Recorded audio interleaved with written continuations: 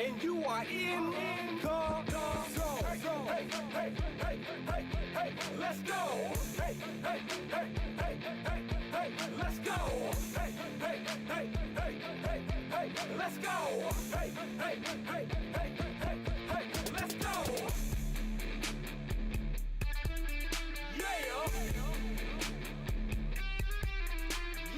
All right, a Wednesday edition of The Zone right here on Sports Radio 810 WHB. Jason Anderson with you, Sterling Holmes, Dylan Michaels, Jack Johnson hanging out with us. We've got you for the next 4 hours, heading up until 2 o'clock, handing it off to the program. They hand it off to Best Of. I'll be in San Antonio tomorrow and Friday as well, broadcasting live from Radio Row.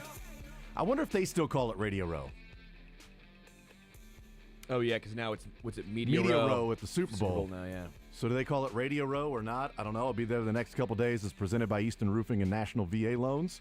So we'll be down there the next couple of days in San Antonio, bringing you one of what could be the most hotly contested Final Four we've ever seen. When you look at some of the numbers surrounding these teams that Matt Norlander put out a couple of days ago, that the 10 best KenPom teams ever, the ratings going back to the 1997 tournament, 4 of the 10 are playing this weekend in San Antonio. Number 2 all-time, this Duke team. Number 6 all-time, the Houston team. Wow. Number 8 all-time, Florida. And number 10 all-time, Auburn. Wow. The other teams, 99 Duke was number 1. 2001 Duke was number 3. 2015 Kentucky, that was undefeated. That loss was number 4. 21 Gonzaga, number 5. 24 UConn last year, number 7. And 2008 Kansas was number 9. So those are the top 10 teams, 4 of them. And by the way, 2008 Kansas, number 9, was playing in a Final Four with all number 1 seeds, and they came out victorious of those number 1 seeds. So that would make sense. They're the 9th best team in the KenPom era, and they won the only Final Four that has all 4 number 1 seeds. And one of these teams will win the second Final Four with number 1 seeds, and it'll be a top 10 team that's going to have to do it in the KenPom era of all time. And looking through there's only 2 teams that didn't win a national title that year, Kentucky and Gonzaga. 15 Kentucky, Gonzaga 21. And only one of them that didn't play in the national championship, and that was Kentucky in 2015 because they lost to Wisconsin. I still contend that Kentucky would have beat Duke. It was a terrible matchup for Duke against Kentucky. Kentucky it was a bad matchup for Kentucky against Wisconsin because Wisconsin thought for an entire year about that Kentucky game they lost the year before that Aaron Harrison hit Frank a 3. Kaminsky? There was Kaminsky and Sam Decker-Harlan. Yeah. Was on that team for Wisconsin, and they played for the national title. They gave Duke a good run for their money in the national championship game, and I was rooting for them to win because it was a cool story, but did not happen. But that's the Final Four we have this weekend, and we'll talk about it the next couple of days with different guests, Westwood One guests, CBS guests, Turner guests, coaches. That'll be down there as well. So we'll see who we'll talk to over the next couple of days, while Sterling will be enjoying some sunshine on the beach over the next couple of days. Your honeymoon? Mini 6-month mini moon. Mini moon. It's a mini moon. It's a mini moon. Jack, when's the last mini moon you had? That Haven't was when had you were one you were driving down the road with Yeah. your buddies, and another buddy came by in a car, and you gave him a little mini moon in the window. That was more likely, yes. Yeah, we've. This is the last time you mini mooned somebody. So that's where Sterling will be. I'll actually be leaving at noon. Jack Johnson and I will both be leaving at noon. We will hand off the show to Sterling to take over because I have a flight to San Antonio. Bethany and I will be heading down there. She'll be handling all of our social media stuff, and we'll be That's there why in you're San wearing a Antonio. bolo tie and cowboy boots. 100%. 100%. I borrowed the bolo tie from you. Yeah. I learned it from watching you, Dad, because you had the bolo tie there did. at Media Row. Yeah, Media Row down there. Day 1. I thought it was in kind the of Super fun. Bowls. I liked it. It was Them's Super strong. Bowls, yes. But certainly we'll still talk about the Royals when we're down there the next couple of days and anything else that's going on in the sports world and in the Chiefs world and the Kansas City world. Were you surprised that Yes. both Auburn and Houston were in the top 10? Yeah. Auburn to me was the outlier. Houston, I just didn't think offensively they would have been high enough to get in there. Typically, Houston offensively isn't high enough to get in there, but this year Houston's different in being one of the better three-point shooting teams in America, which is why I think, this Houston team is playing in the Final Four because, they've done some different things offensively. Well, I would say why this Houston team has a chance because they're number 10 offensively this year. The efficiency numbers are great for them. Yes. Florida, all 4 of these teams are top 10 Ken Pom, both offense and defense. Duke is offense and defense numbers. Duke's 1-4. Yeah. Houston's 10-1. Florida's 2-10, and Auburn's 3-8.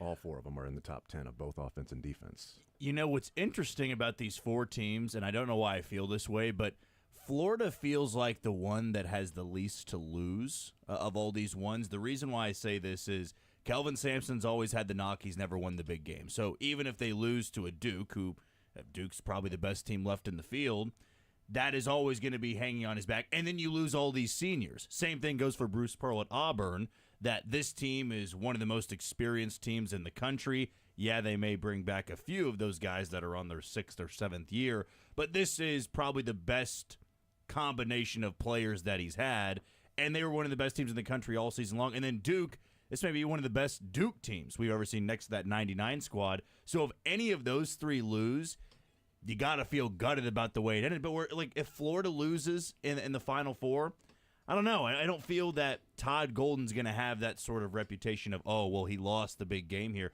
With Sampson, yes, that's always been tied to him. With Auburn, I'm sure they'll get an opportunity again, but this feels like one of those years you can't waste with how good they've been. And same thing goes for Duke and John Shire, where you have Cooper Flagg. This team has been so good all season long, and if you don't win it all, it's hard to get back. Todd Golden, this is his 6th year coaching in college basketball, the first 3 at San Francisco, the last 3 with Florida.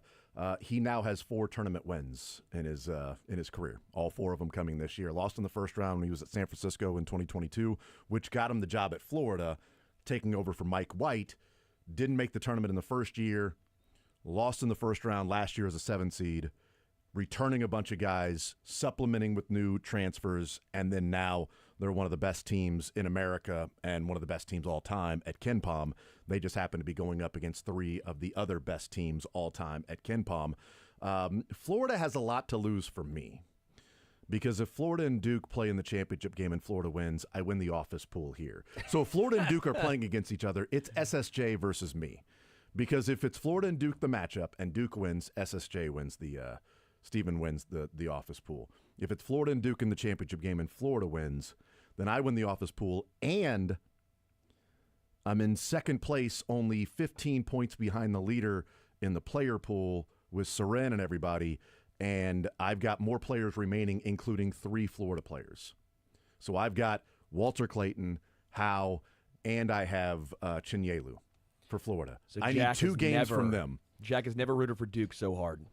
Well, I want Duke to win on Saturday night. I need Duke to win on Saturday. I need it to be Duke and Florida. So I need Florida. If Florida wins on Monday night, and I'm talking with my hands, but somehow I ended up doing like the Gator Simple jump. monkey. I'm not sure. It was the simple monkey, but then I turned it over and I'm like, if Florida wins on Monday night, I didn't do that on purpose. Maybe that was just subconsciously. If Florida wins on Monday night, that means my 3 players get 2 extra games. I also have Sion James from Duke, so it's an extra game for. I got Michael Wilson for Houston that scores like a point per game. Doesn't matter. Just took him late because Houston was going to maybe get 5 or 6 games. Florida, Duke, Florida, Duke, Florida. Big Duke fan on Saturday night. Big Gator fan on Saturday night. Duke hater on Monday. Just a Duke absolute hater on Monday night. I'll be a Florida fan because I'll be down in Florida land. So you'll be and there so with I'll Florida. have to. You'll be rooting like everybody else for Florida down there on Saturday night. So there you go. Big Saturday coming up for the Anderson household. By the way, I love Houston. We had that whole breakdown of them this entire season long. We talked about how I pulled up all these analytic numbers and said how, they are like extremely reminiscent of the Virginia team that won the national title, where offensively they don't score a ton of points, but they're super efficient, the best defensive team in the country. And somehow I did all of that and said, you know what, they're losing second round to Gonzaga. You did have Gonzaga. I love that. I'm like, your sleeper great. was Gonzaga. Well, it was close, but I just love that I did all this stuff to say they're the Virginia. This is so reminiscent. It's eerily similar, and I'm still like, yeah, they're going to lose second round. Sometimes I'm just a dumbass. Mm-hmm. Yep. We'll go and, yeah. clip that one. No, you gave that clean. It was clean and clear. We appreciate that. Well, it's true. I'm mad at myself. Gonzaga's the number 8. Gonzaga, whatever. They're the number 8 team in Ken Palm, so it wasn't a crazy thing to say, well, this 8 seed is the number 8 team overall in America, that they would knock off Houston in the second round. I just wonder, like, the first 5 to 10 minutes, probably first 5 minutes of that game against Duke, what it looks like. Does Duke show up and go, oh, this is different? I didn't know we were playing football today.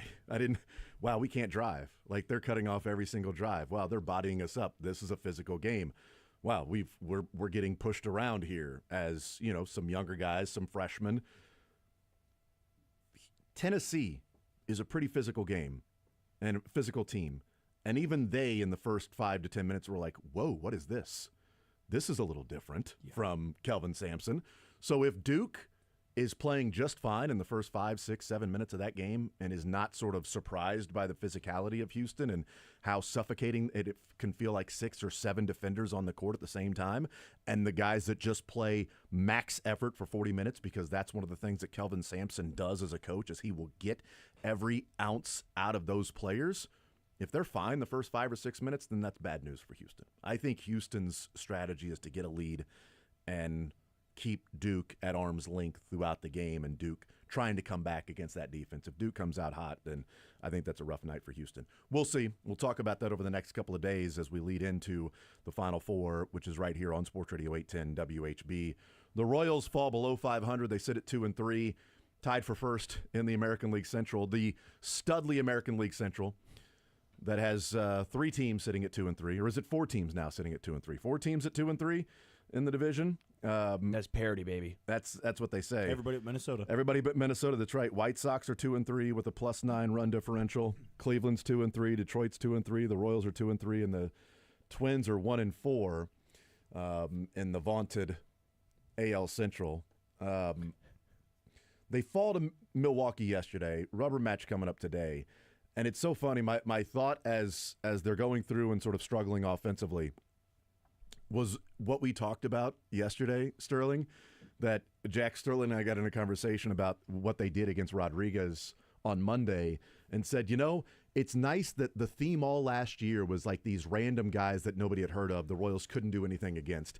And they went out there and they just punked a guy that you didn't know anything about, and sort of turning the theme around.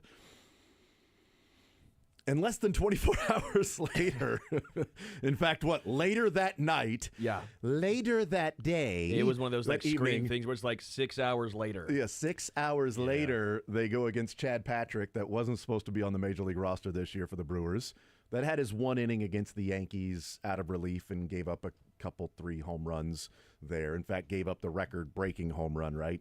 Number 9 home run there in that game against the Yankees. And then he goes out there. And I will say, this isn't just like the Royals were like, oh, my God, what a terrible offense. I'm going to give some credit to Chad Patrick.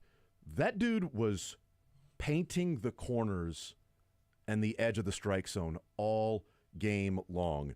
So I will give credit where credit is due. I know it's frustrating with the Royals because it was a theme last year of nobody's heard of this guy, and then you go out there and he throws 6 innings, 1 earned run, and you lose the game. But I felt last night was a little different because I think that was just that guy went out there and showed that he's a capable Major League pitcher. Will he do that the next time out? I don't know. He was on his game. And a guy that can play at the Major League level, who's had some prospect views throughout his career, but a guy that can pitch at the Major League level, if he's on his game and he's accurate and he's feeling it and he's in a groove, I mean, Major League pitchers are tough to hit.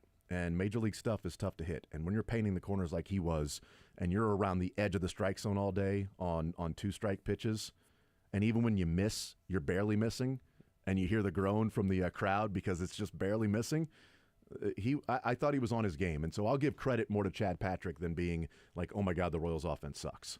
Yeah, and I don't know if we can say the Royals offense sucks. They sucked for one night, but they put up 11 runs the previous day. So through 5 games, I'm not going to say that the offense is, there's problems.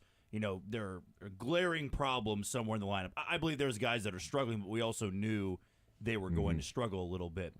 I also want to say that the Brewers were due. I mean, this is a team that they won 94 games last year. They are not going to be the worst team in the National League this year. Yelich and Churio were going to start hitting. Yes, and that's where I didn't feel that Michael Lorenzen was that bad last night either. It's hard to pitch when your offense isn't giving you any runs. But to me, you could almost tell that there wasn't a large crowd, but it was almost the way the crowd was reacting to scoreless innings. It's like that's what Chad Patrick had behind him. He had the support of, wow, you're the only guy that can pitch well for us so far to start the year. And with good teams, look, baseball is such a long season that eventually they're just going to get you. And the randomness of baseball is you would think, man, maybe that's today with Freddie Peralta on the bump. No, it's Chad Patrick who had 1 inning to his big league career and gave up 2 runs in that 1 inning of work against the Yankees. So, yeah, it happened.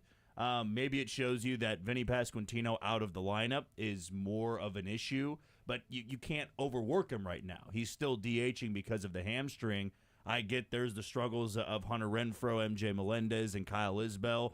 That was the group I knew that 2 of them automatically were going to struggle. You're still trying to hope that one of those guys can be a league average bat. And truthfully, there were some good at-bats yesterday from Isbell and Melendez, but they're not resulting in getting on base. And that's what it's going to come down to. We can love a 10-pitch battle, an 11-pitch battle, but if you roll over to second or you strike out, it's an out. You're not on base, and those numbers are going to continue to plummet.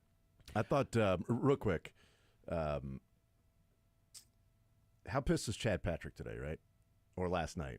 Like, you go 4 2/3, you got first and second. The only trouble that you face in the game, first and second, 2 outs, and Uribe comes in the game, or Koenig comes in the game, and then Uribe's given the win by throwing an inning. Didn't give up a run in an inning. That's fine, but he gets the win, and Chad Patrick was really the guy that said he was 1 out away. 4 2/3 of phenomenal pitching. I mean, just the win in baseball is so stupid. But anyway, that's just besides the point. You're going up against Michael Massey. You got first and second, nobody out. You're up 2-0 at that point. They go on and bring in Koenig, and I get it. I understand the move there, but because you want to win the game and not necessarily give the win to Chad Patrick, but he was at like mid-80s, and it's like, man, he's 1 out away from qualifying for the win. And by the way, whether we think the win in baseball is dumb or not, it matters to the guys on the mound that start the game to have that W next to their name that they went out and won the game. So I don't know. What I'm saying is now there's a revolt in Milwaukee, and everybody has to be fired. But it was unfortunate for him because I thought he deserved to get the W because of how he played. Yeah, and it matters to the agents, too, and it matters to contracts and all that stuff. Patrick's going to be a long ways from that. He's I get that. 3 years from arbitration still for him, so he's got a lot of pitching before that comes up. Bobby was nice to see because he had somewhat struggled to start the season, at least not doing what we had expected from Bobby. Obviously, gets a double in this one, but he also his 2 outs were loud outs. Two rip balls to center field. Nice to see. Yeah, up the middle, and his double was into right center the other way, and he drew a walk. The intentional walk was there. I thought that's a Bobby Witt game that when Bobby Witt is starting to feel it. That right center field, taking his walk, things like that. Okay, I'm good with what I believe Bobby Witt will look like now over the next 3 weeks. Yeah, I know it's 1 for 3, but it's a productive 1 for 3. Yeah. Also taking a walk, and I know it's silly, but finally not a strikeout. He had struck it a little more than I think we had all expected him to start the season. A real Rafael Devers start to the season. The outfield though is just still again not India excluded. It's just brutal, man. Renfroe, Melendez, Isbell. Again, without Vinny in the lineup, you saw Kevin Biggio batting 5th. Sorry. And it's not... Had a very August feel, had a very non-Vinny feel to last year's season when they were struggling and couldn't score runs, and it was all about can you win 2-1 each night. It had that Biggio, Renfroe, Melendez, Garcia, Isbell to round out the bottom 5 in the lineup is a pretty rough way to go about it. And I'm not necessarily even blaming Biggio. It's just, again, kind of somewhat the roster construction. It's just difficult right now. And Isbell cannot be making errors in center right now because with that bat coupled with what you have going for you is fielding. It's not speed. It's not stealing bases. It is defense only. And if you're not hitting, again, 4 at-bats, no hits, 2 strikeouts, and an error. That is a brutal game. Let's take a timeout. Let's talk about that. We'll talk about the outfield right now and what we're seeing, and is it worse than what we were thinking we would see this year anyway? It's only 5 games and small sample size. You just took a drink, but I went ahead. I'll take another one. Let's get caffeinated, baby. Absolutely. Get your caffeine. You got 3 hours and 36 minutes ahead of you. All right. I only have an hour and 26 minutes ahead of me, plus Slacker. a flight and everything. That's right. We'll take a timeout. We'll come back. We'll talk about the outfield. I want to get into the NFL overtime rules. They did vote to make sure that both teams possess the ball, but they went out of their way to amend it from the 15-minute quarter to then just having a 10-minute quarter. I want to talk about that a little bit. Clark Hunt wants to make the Chiefs the world's team, not just America's team, the world's team. He has requested to the NFL that the Chiefs be a mainstay on Christmas Day. So, folks, get ready to have your Christmases be involved with the Chiefs for the foreseeable future. The Chiefs and Christmas Day will be not to rhyme, but will be a mainstay, and you don't have any say. On that day, they're going to play, and you can go pound hay because... Down by the bay? Yay.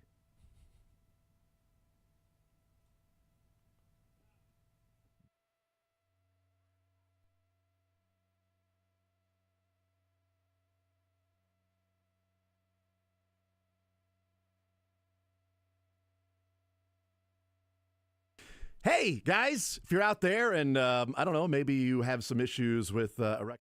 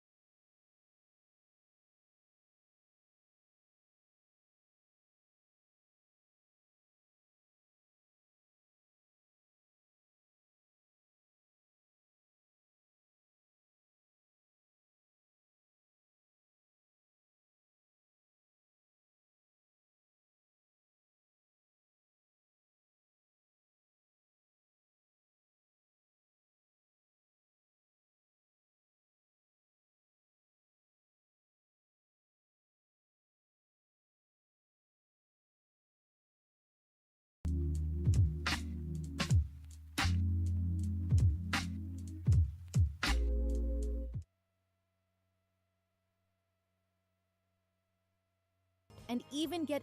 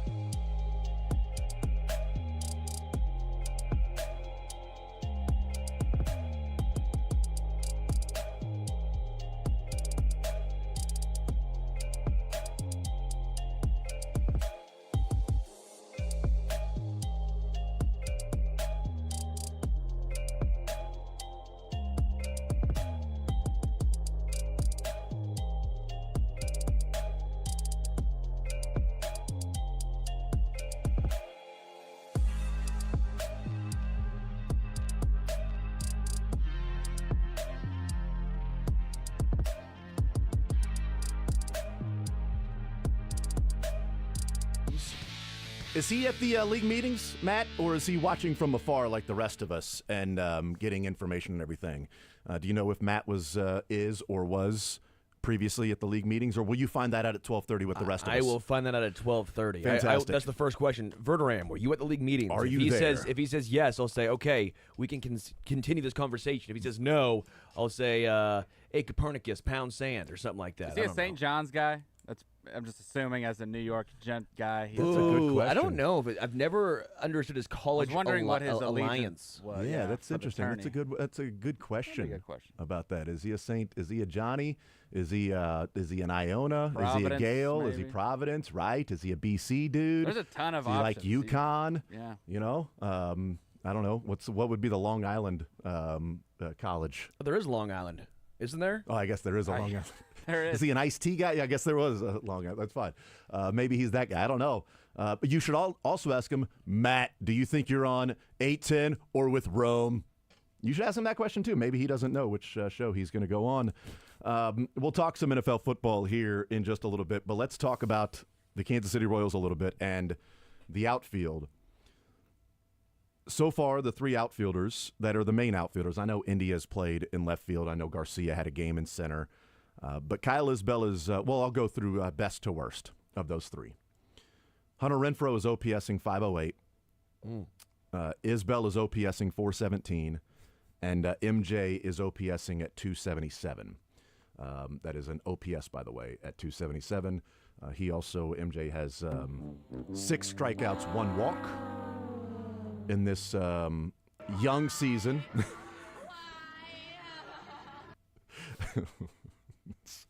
Interesting. They have combined for 12 strikeouts and 4 walks so far in the young season. They have combined for a 401 OPS and in 46 plate appearances, 2 extra base hits. And one was a sun-aided double. One was that sun-aided double that was there. So 2 extra base hits, and the other one was Kyle Isbell with a double on opening day. That's what we've seen from the outfield. And it's one thing for the offense to be struggling because we kind of know that.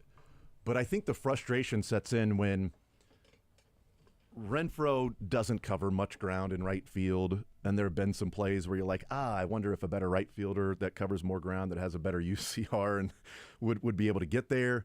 But also the misplay in the corner that allowed a runner to move up, the multiple throws that are up the first baseline. India in left field, again, I know there's going to be struggles because he's learning it. So him getting burned on a line drive right at him when he took a couple of steps in and then got burned. Last night, he took a great route to it and caught the line drive, or the night before, whichever one. Took a great route, caught the ball. It was awesome. But it's defensively that's sort of frustrating and allowing base runners to move up. It's the dumb baseball that I've talked about. Like, you can lose. I just can't stand the plays that aren't just smart baseball. Whether it be the contact play that we've talked about before, but also in this one. Like, Hunter Renfroe made an error in right field in the ball getting away from him. That wasn't like a dumb decision. That was just he didn't make the play. Those things happen. There's a difference between those two.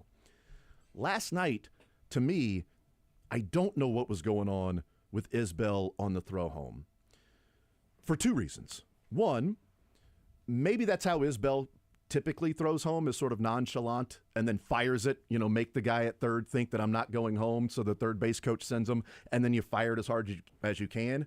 He threw it low, which is what you want to do. He didn't airmail the cutoff man, so the guy at second then will move up to third. He was charged with the error. The runner advances to third because he was charged with the error.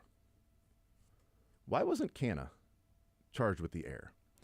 Because this is where, people were frustrated with Isbell, and I get it. That's a Canna mistake to me.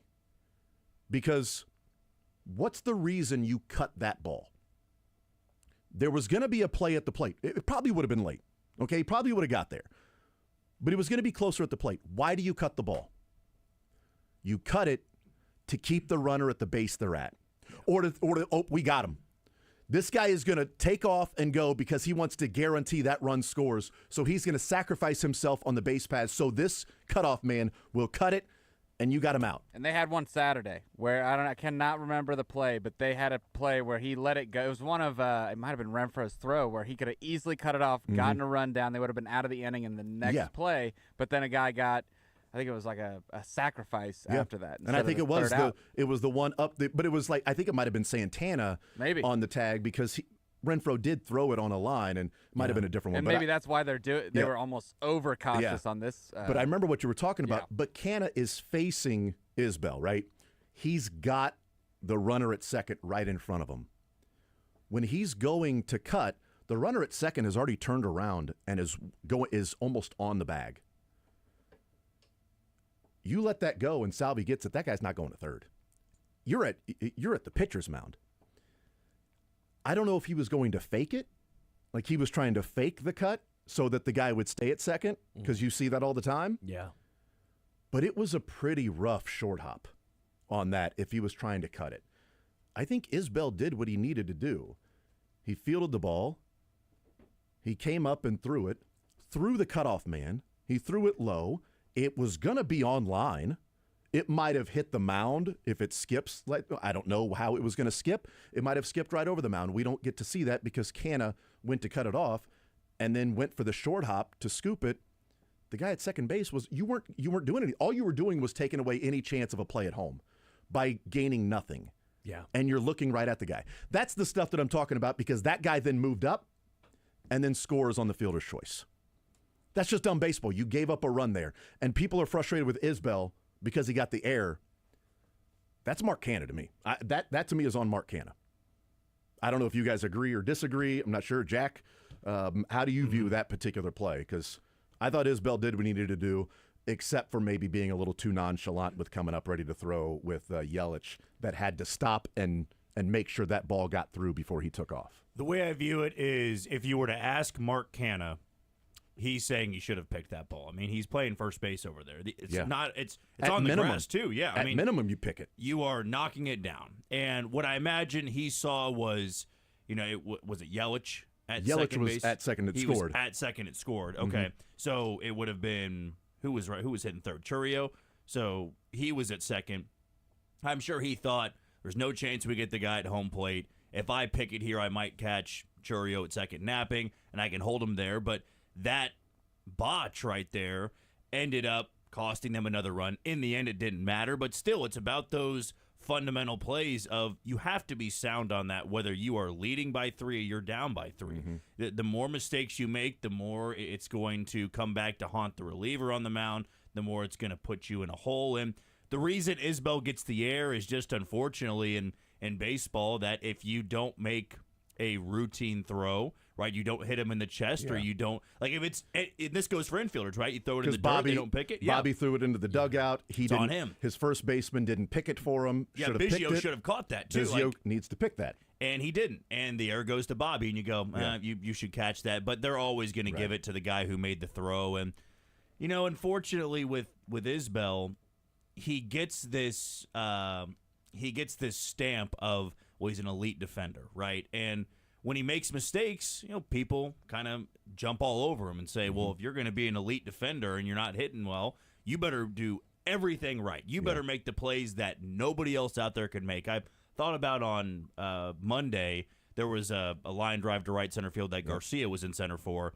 I thought I Isbell believe makes the play. Kyle Isbell catches that ball, and that's where, when Kyle Isbell's out there, I don't know. I said the same thing yesterday. So his best attribute will be he's making the plays that nobody else out there can make. But I also believe this, that the best outfield for the Royals, or the best case scenario, is that Garcia does learn how to play center. Therefore, you move India to third base. I personally believe, whether it's righties or lefties, that your best option in the corner outfield as of right now is Mark Canna. Mark Canna can give you a 330 to 340 OBP, where unfortunately I don't believe the other two are going to be able to. And then you hope you get to that point down the road where Jack Caglione tears up the minor league level and he can be one of your corner outfielders. But as of right now, and Q likes to move around guys too much, where I don't know if Mark Canna is playing every single day. He's 36, and putting a 36-year-old out there every day in a corner outfield spot might not be the best option. But if you're getting the production from these three and the defense is not elite in center field, then I beg the question, what is the reason why all three are in the lineup every day? And I would guess, and I'll ask your guys' opinion on this, because one of the things that I wanted to talk about and at least discuss is it's 5 games in. It's a long way away. But if we are projecting and looking ahead to the season and we're discussing this in August, what does the outfield look like? Because if I'm guessing right now, mid to late August, early September, I think the outfield is Garcia in center, Jack in right, and a trade in left field. Yeah. And Indy at third. That's my guess, is the guys who are playing outfield right now, none of those three will be out there on a daily basis in September if this team is going for a division and trying to win a pennant. That's what I would guess right now. So there's frustration of watching them, but there's also sort of an understanding that they feel more like placeholders than mainstays. Isbell, I think, will still be on the team. MJ, Hunter, I don't have a good feel for. I feel like both those guys could be gone. Again, I'm still hitching my wagon, I think, to Gavin Cross as the first call-up, or one of the first call-ups. Weimer hit a home run last night. It could be. Could Weimer watch. It could be Weimer. Weimer watch 2025. Jason loves looking at Weimer's. That was pretty good. I like that one. But yeah, he swings a big stick. He's just like, are you kidding me, man? That is one big Weimer. Wow. So I think Joey Weimer or Gavin Cross, because right now I don't, and this might be another interesting conversation. Is it almost good that Hunter and MJ are starting off slow, because that means it's quicker to pull the plug? If they were to start off quick and all of a sudden now we're seeing in May and June, that's when the downturn happens, because I don't think the leash is going to be very long for either of those two guys. I think Kyle Isabel is pretty safe just because they love his defense in center field, and you're right. As much as I like Michael Garcia, he's not going to be the center fielder that Kyle is, and they just value that too much. But if he learns to do it, he's got an arm. We know that. The guy can he can throw some dudes out, I bet, from center field. If he learns to do it, he's clearly offering you better offense than Isbell. Now, it's early, and he did this last year, so that also has to be acknowledged. But I feel different about Michael Garcia this year than I did last year at the time. I said the same thing last year, so I'm going to be very cautiously optimistic. But I'm the reason I feel different is I wasn't a fan of him changing his swing last year from what he did in 2023, mainly because I'm such a fan of his swing lasting a day and a half in the zone, getting on plane and just staying through the zone for about 45 minutes, I think, in his swing. And then changing that last year and now going back to the toe tap, the better timing, and seems like a flatter swing, I'm more optimistic that Garcia can be what he was 2 years ago and maybe a little bit improved since he's stronger, and some of those line drives can have a little bit more backspin and they leave the yard rather than fall at the warning track for a double. I would say the best case scenario is that, it doesn't need to be all three of them, of course. I mean, yeah, you would love to have the outfielders all hit well and they can actually become an average to above average outfield. The reality is it's just not going to happen. I feel that they want MJ Melendez because his age, he's 26, years of control.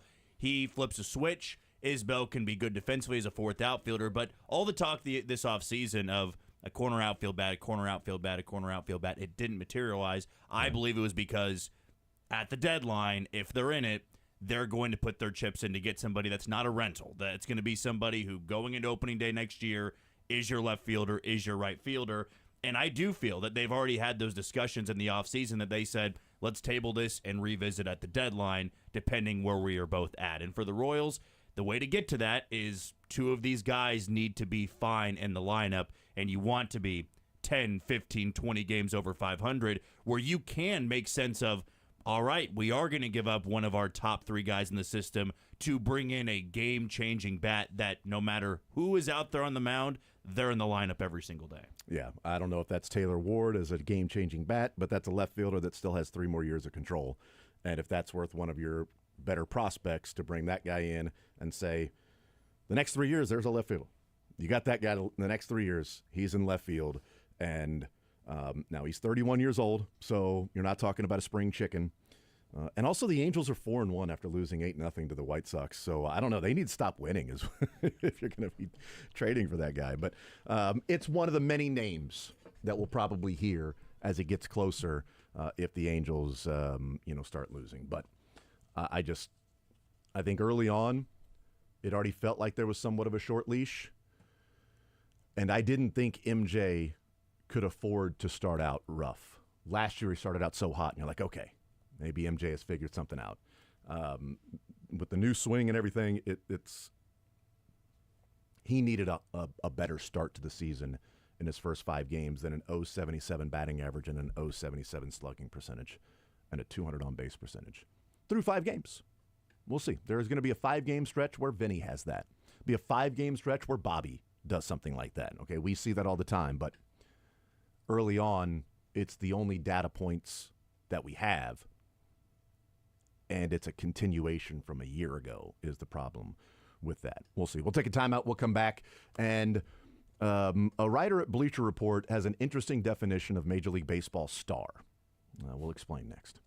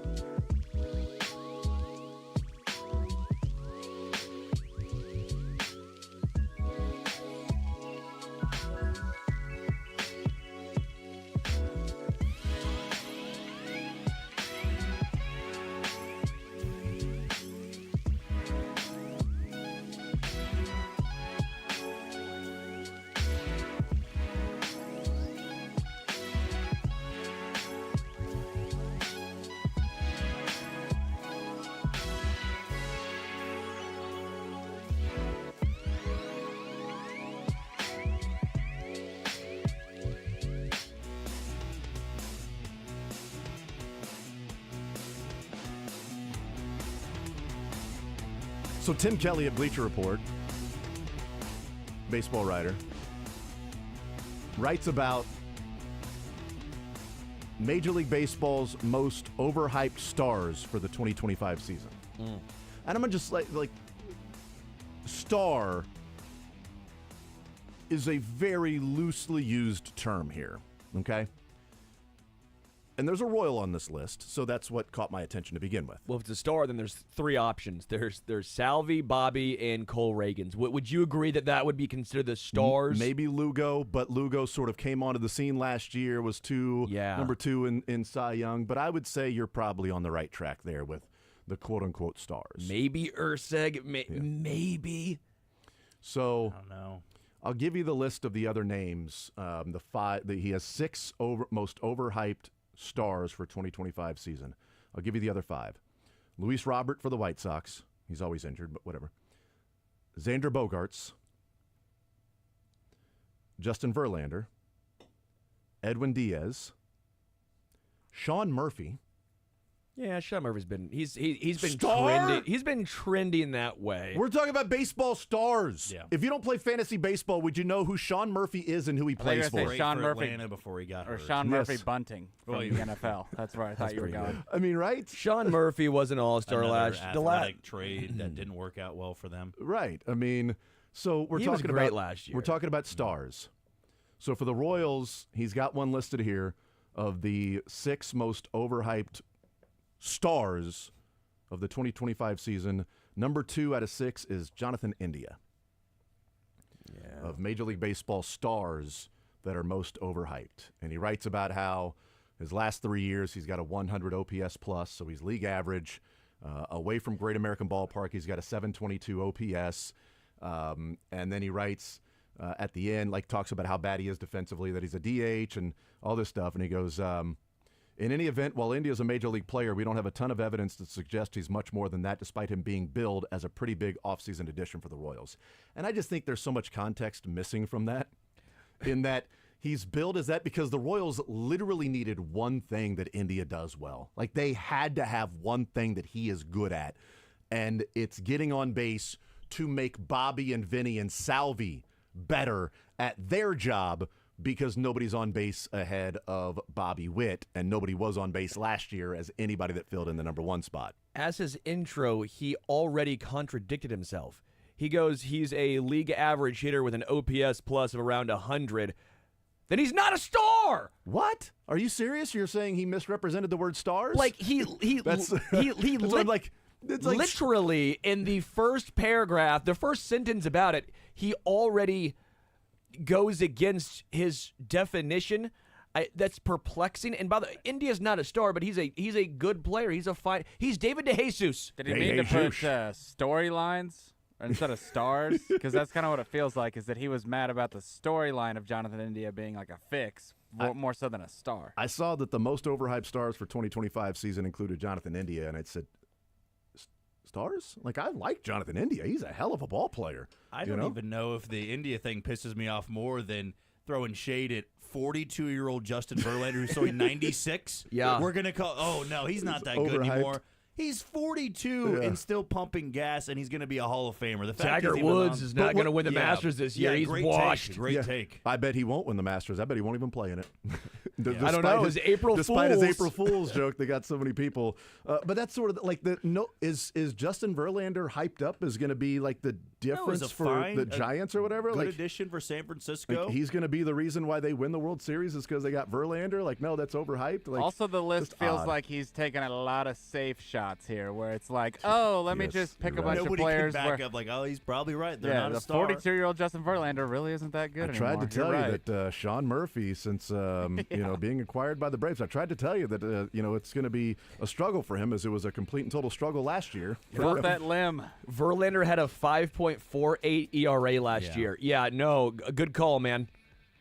Good call. Yeah, I just I want to throw, because for Jonathan India specifically, there's context as to why it was a big offseason addition for the Royals, as opposed to if the Yankees or Dodgers acquired him.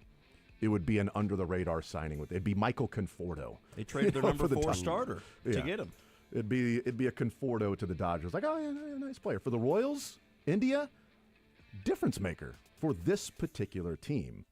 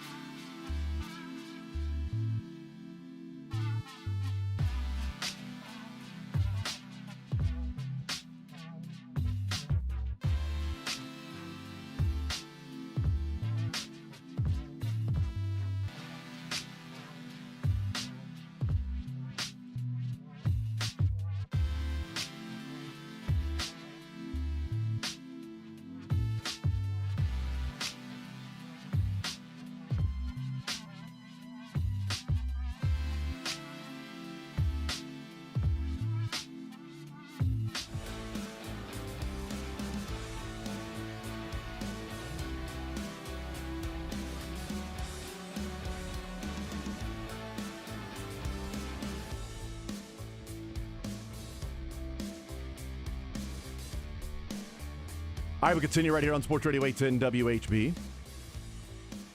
We'll be hanging out in San Antonio tomorrow. Bethany. That was like a little Mike Tyson-esque. Bethany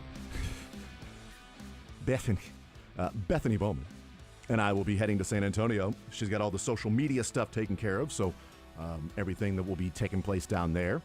It's presented by Easton Roofing and National VA Loans. The next couple days broadcasting from Radio Row there in San Antonio. So the Kansas City Chiefs there in the league meetings talking about the future of the franchise and international games, nationally televised games. And the league is wanting to put those Friday night week 1, so Thursday night opener. So the Eagles will open with somebody on Thursday night. We'll find out. And then there's that opening on Friday, which was Packers and Eagles in Brazil. That's going to be the Chargers this year in Brazil. The Chargers will be the home team. They're giving up a home game this year, so they're going to have to play a team that has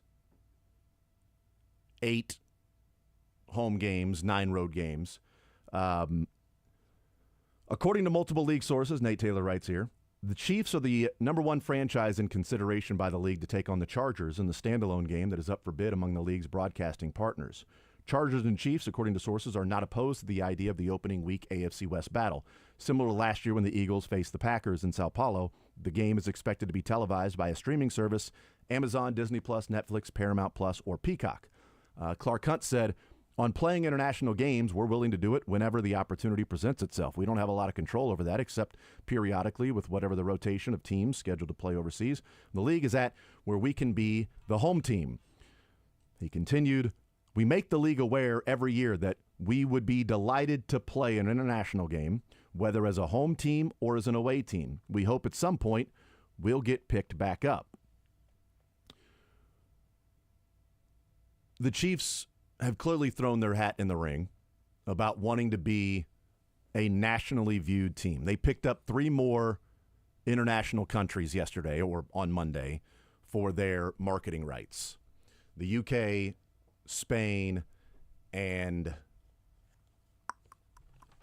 let me find it. I remembered UK and Spain off the top of my head. No, they already had Germany. Yeah. UK, so Kentucky. That's interesting. They're going to the University of Kentucky to do that. I figured that would be just part of the continental United States. Spain, UK, Ireland, and Spain. No Yemen. I thought maybe they would have had like Yemen or something down there. You would think. You would think. You would think. UK, Ireland, and Spain to go along with what they already have, which is Mexico, Austria, Germany, and Switzerland. So now they have 7 different countries where they have marketing rights to. And the fact that the last 2/3 years, the Chiefs have been the number 1 draw in the NFL. They have surpassed the Cowboys, whether they like it or not, as America's team. They are the number 1 draw of all NFL teams for every network. And so if you're talking about the game that's going to be played in Brazil with the Chargers versus a team, and Clark Hunt has said, we've thrown our hat in the ring, and the NFL is going to say, okay, so we're going to have this matchup, Chargers versus whatever team, and we're going to go to Amazon, Disney+, Netflix, Paramount+, or Peacock and say, highest bidder gets that game. Friday night standalone, number 2 game of the season, Chargers versus who's the team you put in there to get the biggest number? Yeah. It's pretty obvious. It's the Chiefs. I'm going to go ahead and write it down that week 1, Chiefs are playing the Chargers in Brazil. I don't know if that's going to be on Amazon, if it's going to be on Disney Plus or Netflix or Paramount Plus or Peacock, but the league is going to get a windfall from that by it being the Chargers and the Chiefs and not Chargers and Raiders. You know, Chargers and another team that they happen to be playing a home game against.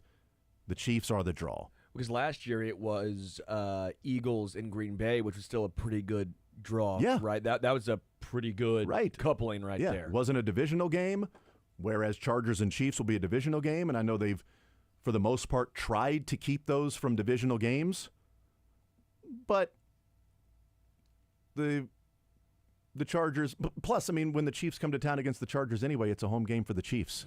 So it's not like the Chargers are giving something up.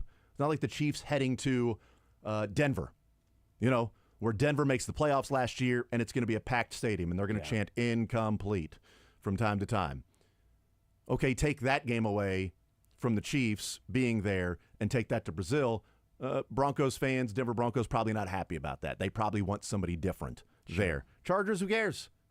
Chiefs, home, whatever. It's going to be a road game for the most part for them in L.A. at SoFi. It's going to be packed with red wherever they go. Do you like the international games? Because there was a lot of pushback in Brazil specifically last year.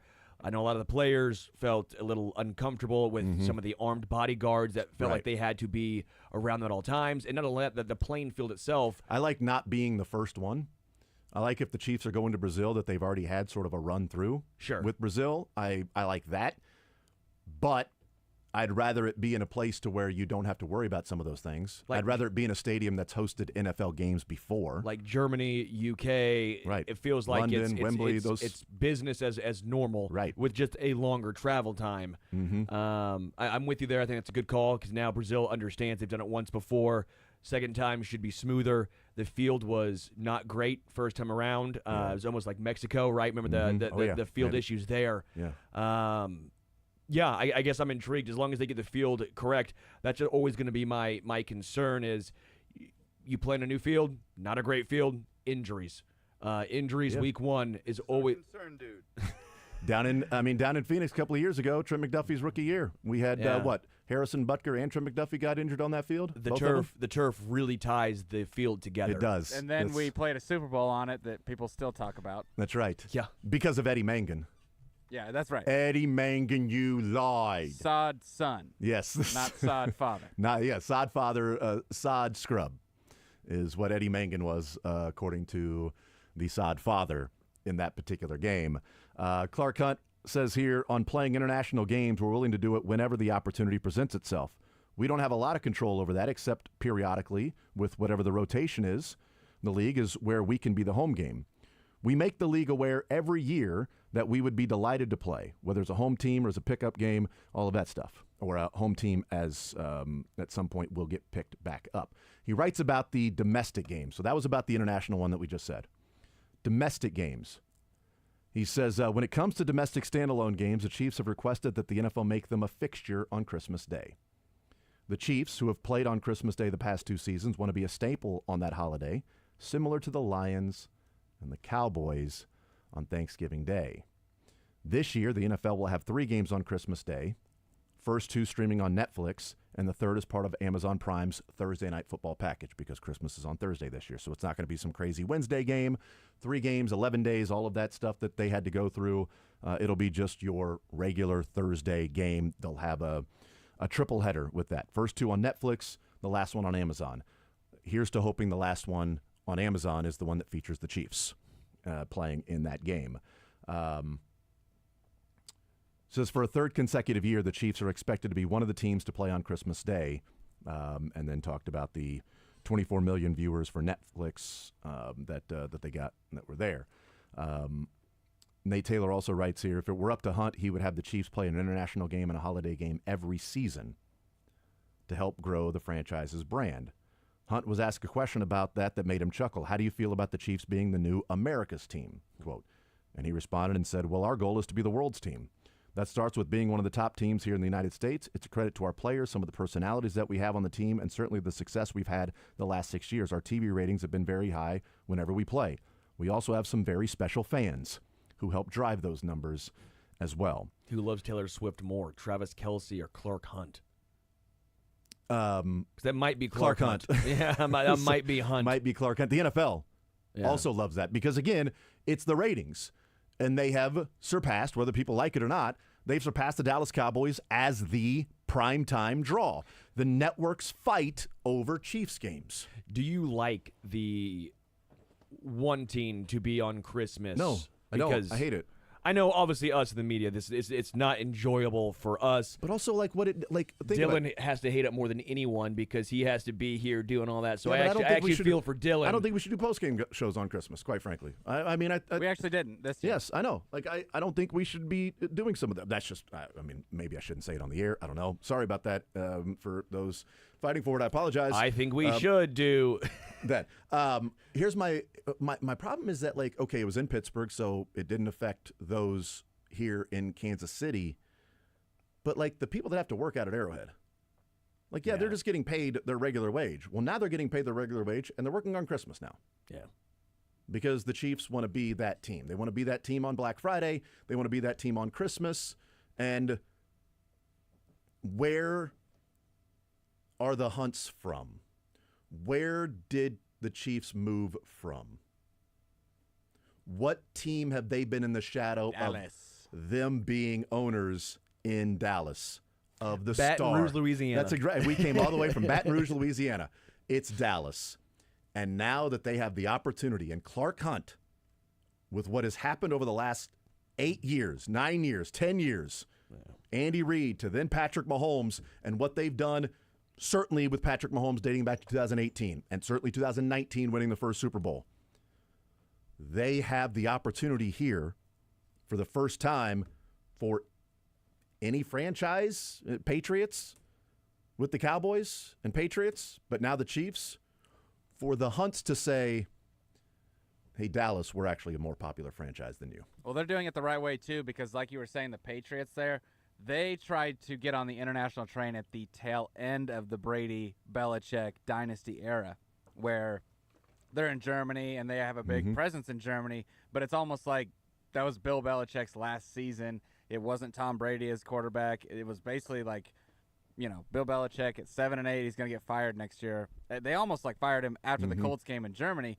But Clark Hunt and the Hunt family are getting ahead of this now while the popularity still has a lot of life on it versus the Patriots trying to get ahead, not ahead of it, but tried to tap into it on the back end of their dynasty. The home games on Christmas are the ones that, I'm not a fan of. I think it's cool if it's hey, we're going out as a family to Christmas Day. There might be a ton of people that are like, hell yeah. Christmas home games, I remember those. Let's do it. Let's go at Christmas, because there have been Christmas Day games in the NFL. Sure. And they played on a Sunday, and so those happen. The longest game in NFL history was on Christmas Day here at Arrowhead Stadium. Yeah.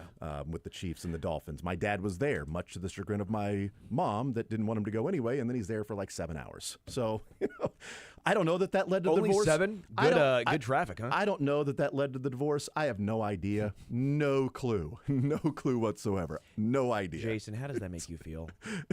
I don't know. I don't remember. It was 10 years before I was born. Jason, it's not your fault. It was not, not you, Sterling. Come on, man.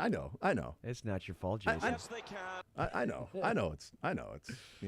I know. It was fun when it was Christmas once in a blue moon. It was kind of cool. You're like, oh, this is fun. This is unique. This is different every year. This is a little much. I will say one thing too.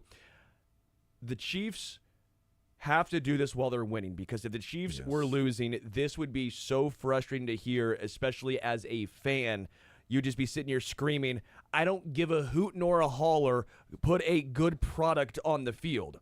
The Chiefs, it makes sense for them to do this right now. Because in 20 years, Sterling, to your point, people might be going, why are the Chiefs on Christmas Day? The way that some people growing up in it now and watching the NFL last 20 years are going, why are the Lions on Thanksgiving every year? Yes. What is it? I understand Dallas, but why is Detroit every year on Thanksgiving? I don't get it. Maybe in 20 years, people are going, why are the Chiefs the team that's on Christmas Day every year? Hopefully that's not the case. But right now, of course, that's why the Chiefs are on Christmas Day. But if you're ingrained at that point, it's okay. It's an afterthought. It's fine. The Chiefs are smart to do this now. Because, again, if you are losing, if you're the Bills even and you were doing this, how pissed off would you be as a Bills fan being like, why are you talking about playing overseas? Why are you talking about playing on certain holidays? Win a damn Super Bowl first. Beat the Chiefs in the playoffs first, right? So I think it's a very strategic time for KC to do this. Not great coming off of, obviously, a Super Bowl loss, but again, they were going for the three-peat. I understand where they're coming from. It's more palatable, at least in my mind, them doing this now, talking about this now. But again, the results better still be there, or else this is a situation where you get more frustrated and you don't care. You don't where give a they hoot play. nor a holler. A hoot nor a holler. Hoot nor a holler. From the standpoint of growing up in the area and wanting people nationally to pay attention to us, to stop viewing it as, politically flyover country, as they say, right? To not have the East and West Coast bias. To be viewed as, no, this is a storied franchise too. It's tough when it's like a storied franchise and you've won one Super Bowl. Yeah. So how storied is the franchise? Yes, original members of the Foolish Club, AFL, getting the win in Super Bowl IV, that's awesome. But what have you done since then? And a historic stadium at Arrowhead. And so there's a part of me that looks at it and says, so the Chiefs now become, or according to Clark Hunt, want to become the team that every single year is on Christmas Day, and they're the ones that are the draw, wanting to be taken seriously for so long, and now not only taken seriously, networks fighting over getting a Chiefs game on their TV screens or laptops, computers, iPads, devices, tablets, whatever, fighting to be the ones that get to broadcast a Chiefs game. So I do want to appreciate that aspect of it, of knowing and understanding and sort of realizing where the Chiefs are right now in the hierarchy of the NFL, and they're at the top. They're at the absolute top, and so they get to decide a number of things. And if Clark Hunt decides that, hey, this franchise, we want it to be the every single year on Christmas Day, the NFL is not going to push back on that, because you can continue to drive up the price of the game with these, networks and streaming services that are paying for the Christmas Day games, the Black Friday games, the Thursday games, whatever it might be, the Friday of week 1 in Brazil, the international game that they'll be playing the day after the first game of the season on Thursday that's hosted by the Super Bowl champion. I guess for me, too, trying to take this into the football perspective here is, this is all great. I'm with you. I love seeing the Chiefs be branded and marketed as America's team, the world's team, if you will. But fix left tackle.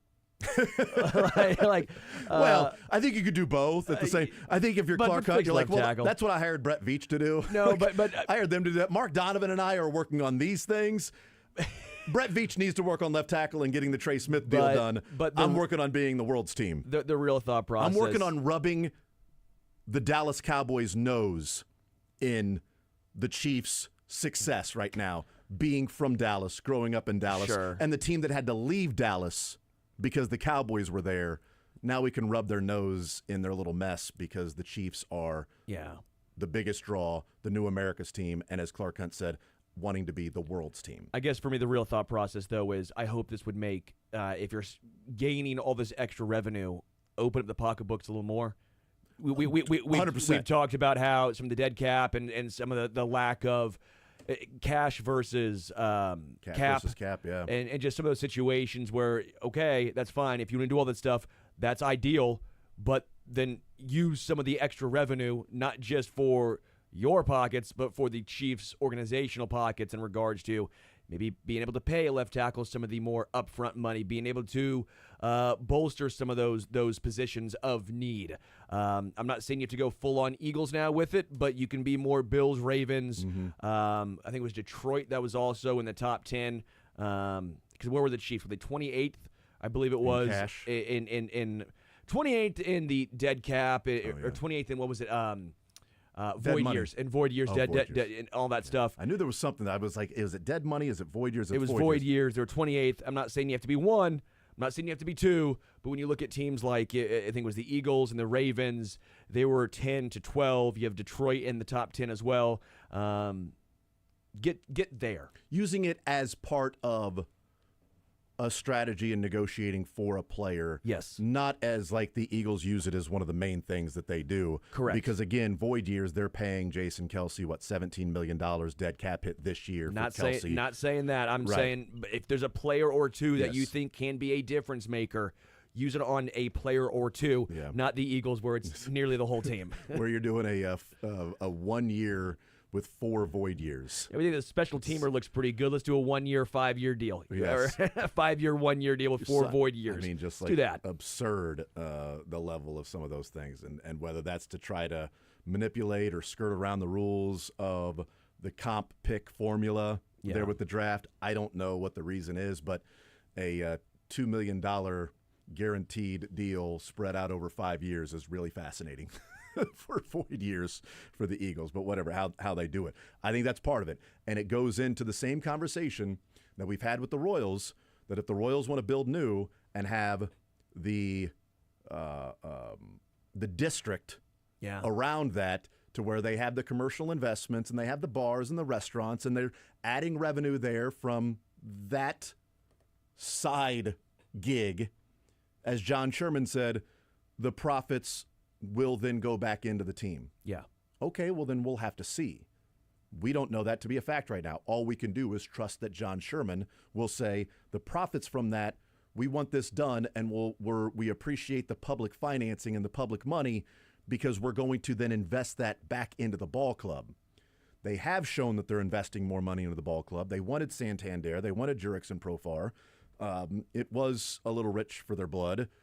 It sucks in the position that they're in, especially with the TV deal that they have, which is their own doing, and their decisions that are there. But that was the plan for if they get a new stadium and able to build a ballpark district around it.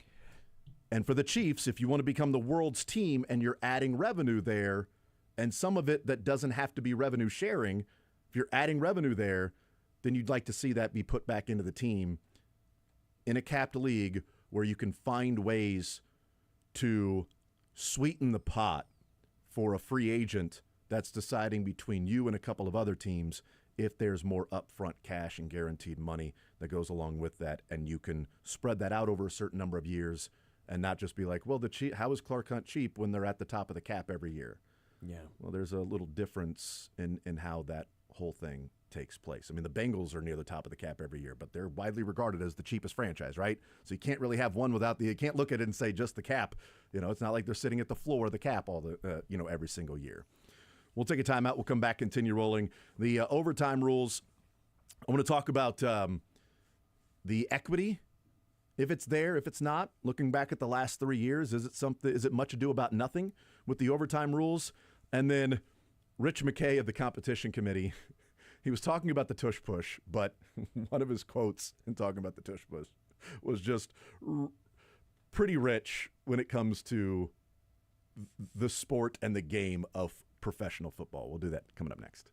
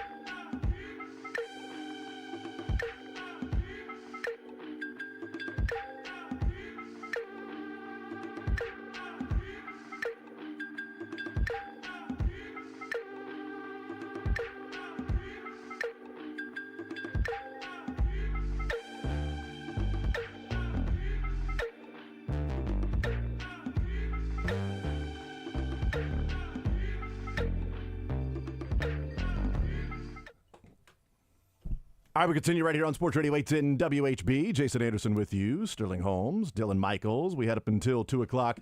Sterling takes over at noon as I'll be heading to San Antone to cover the Final Four and Radio Row the next couple of days. Just rub it in. Well, I mean, come on. You're heading to a beach. No, I was talking about sunscreen. Oh, that's right. Rub it in, exactly please. right. Yeah. Wear sunscreen. That was like in '99 when I graduated high school. That was like the song. It was like, don't forget to wear sunscreen. Remember that song? You probably don't. You weren't alive then. Was it by like Coppertone? No, it was a song. It was something about I can't even remember what it was, but it was all these different advice about life, and it was like a popular song or whatever. I'm not sure. Sounds smart. Yes, I would assume so. Maybe you'd wear like a big hat. Yeah, that's exactly like Lebo. Lebo hates the sun. I'm not. I love the sun. I love the Oh, sun. man. I hate sunscreen. I'm not. I don't like. It's where my wife and I have probably the biggest difference in like what we enjoy doing. Is she'll sit at the pool Yeah, love that. for like 6 or 7 hours. Oh yeah. And I don't want to do that for 6 minutes.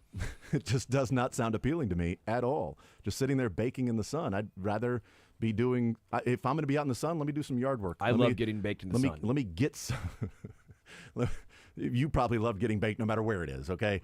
Let me do something and be productive while I'm out in the sun. Or let me enjoy this cool invention that is air conditioning. It's pretty neat, right? No, man, That's awesome. I will be laying my ass on a beach, toes in the water, ass in the sand. Okay. You know what? Maybe ass in the water, toes in the sand. Let's get crazy. Whatever you with want to it. do, man. It's your life. Cold beer in my hand. I will Yes. be enjoying that for hours. Yeah, good for you.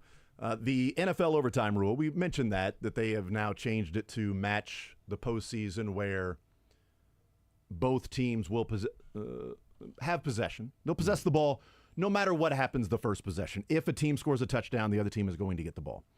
The original proposal was to then change the overtime, to 15 minutes, to have a full quarter, Yeah. to make sure that both teams have enough time to have at least one possession. Ample time. Ample time, equitable time. So one team doesn't take up 8 minutes, score a touchdown, and the other team now has 2 minutes to score a touchdown if you're the second team.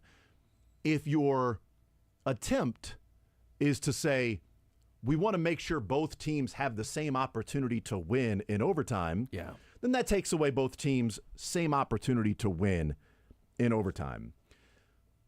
What I went and looked at is the last 3 years, there have been 10 games that went into overtime and the first team scored a touchdown. Because that's all we're talking about. Yeah. We're talking about the first team scoring a touchdown. Because if the first team doesn't score a touchdown, you just need a field goal. And if they don't score a touchdown, there's probably plenty of time left on the clock. And I didn't include, interceptions or anything like that. It's just the team got the ball first in overtime in the last 3 years, and they went down and scored a touchdown. It has happened 10 times. But I wanted to look at the time of possession, the average time it took for them to score that touchdown. So how much time was left for the other team that gets the ball second? And quite frankly, I was a little surprised in that, thinking of today's NFL, there doesn't seem to be or feel like there are as many quicker drives that we've seen in the past because there's so much of the shell, the 2 deep, 3 deep, cover 3, whatever they're doing to keep everything in front of them to come up and make a tackle, force the offense to have 7, 8, 9 play drives to score touchdowns and not get beat deep and hope the offense will then throw an interception, fumble the ball, or commit a penalty, and then you can then continue to play that particular defense and get off the field. But I was surprised that the average length of those drives that were game winners, the 10 times the last 3 years, was only 4 minutes and 22 seconds. It was pretty surprising to me, and there were only 4 drives that took longer than 5 minutes. Wow. 2 of those were just like 5:15 and 5:20.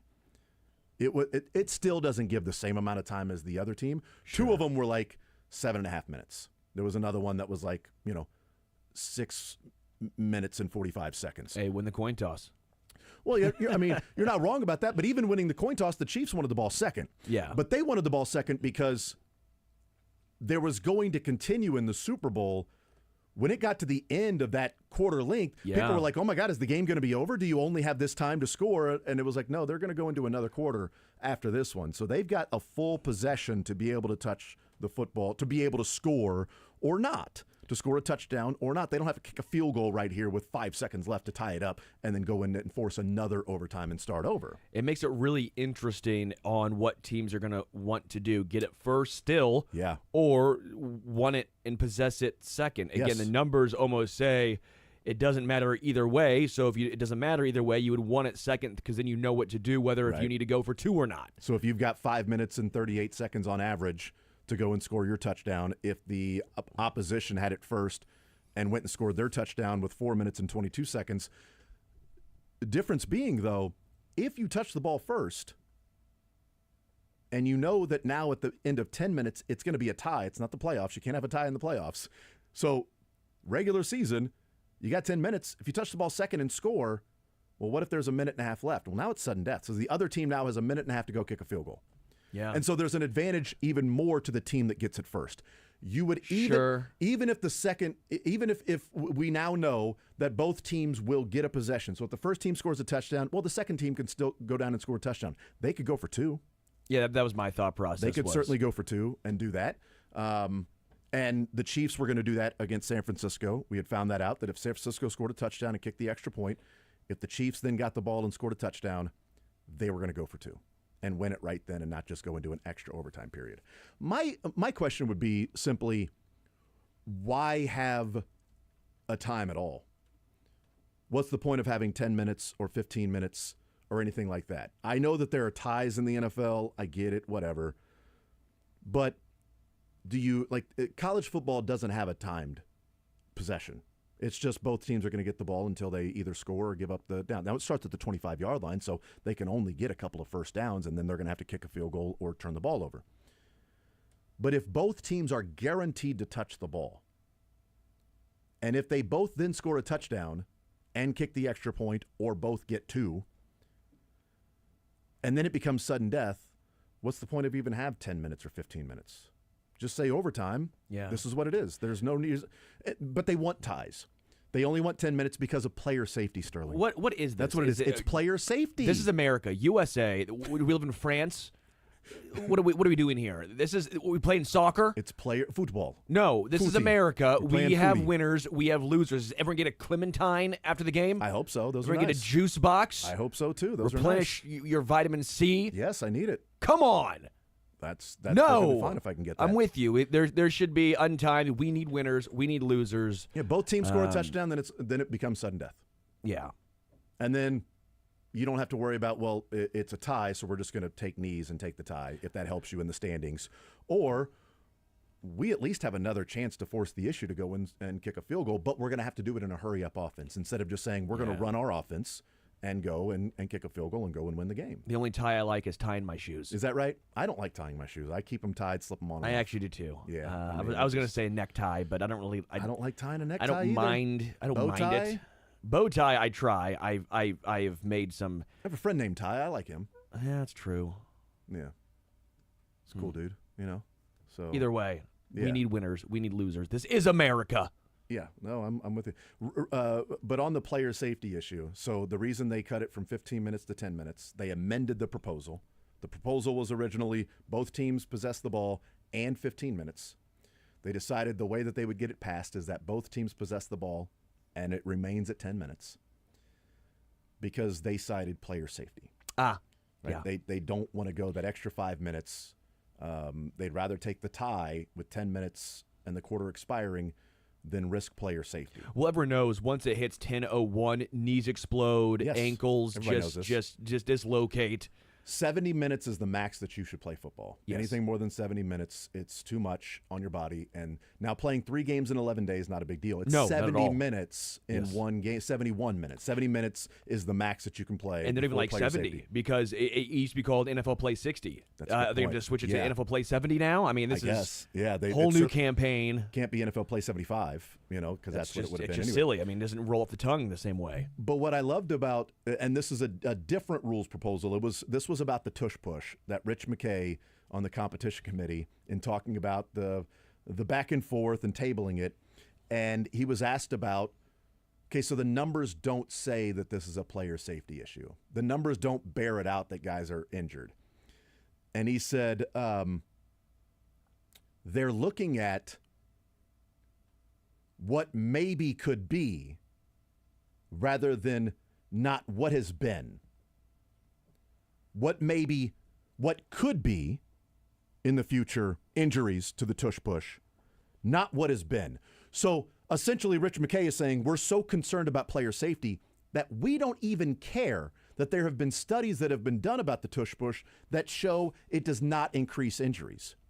But there's a potential that it would increase injuries, which the reply would be, so football? Yeah. So every single football, like, you can't play football anymore?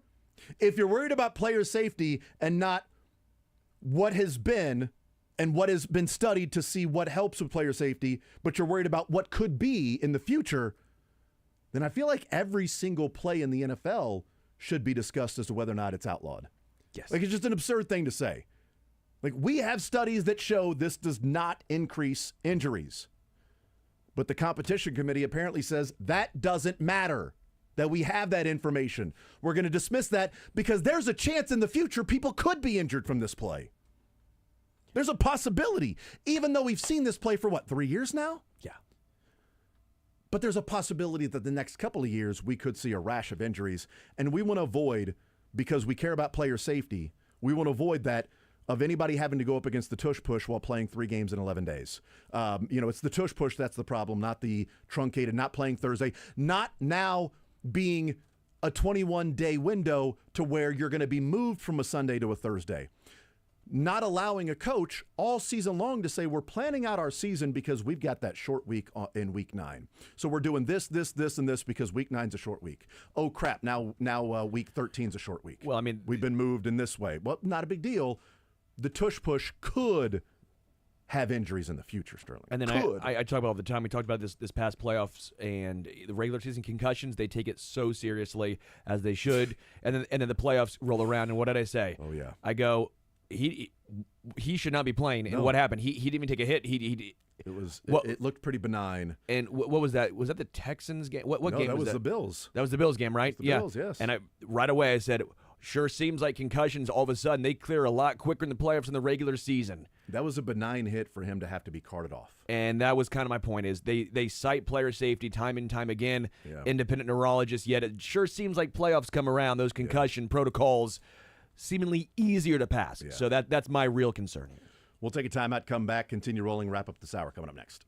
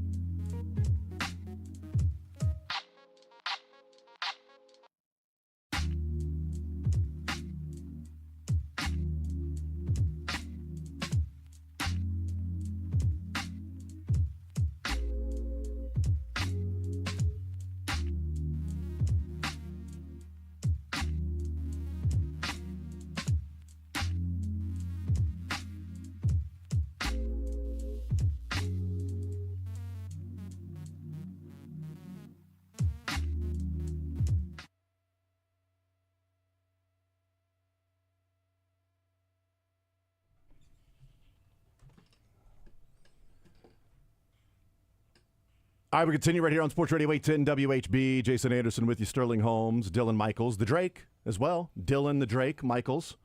Sure, why not? You know, that's cool. Drake's got themselves a new coach. So, staying in the Iowa theme there. So there you go. Transfer portal all over the place. We talked yesterday about the mass exodus from Kansas, and we talked about my non-concerns for that. I think there should be a level of excitement. There should be questions on how Bill Self handles this, because it's been 2 years that we've seen the transfer portal era, and they have not performed well. So what happens this offseason when it feels like there's a little bit more of a blank slate? Darren Peterson coming in should be priority number one of keeping him on board. It seems like that's the case, even with the transfers that are heading out, one heading to Indiana.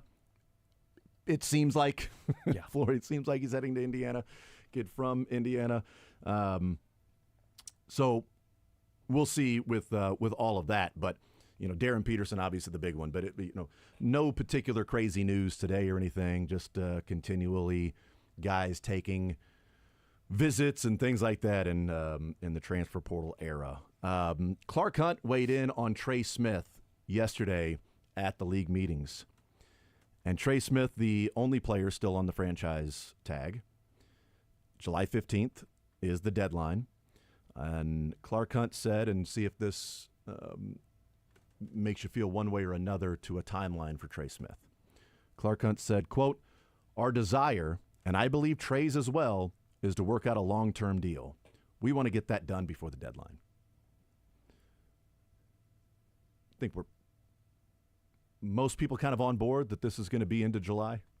Yeah. That we're going to be pushing towards the deadline, and I think we're still going to be talking about this. To me, I look at July, and if anything happens before that, icing on the cake, gravy, bow on the present.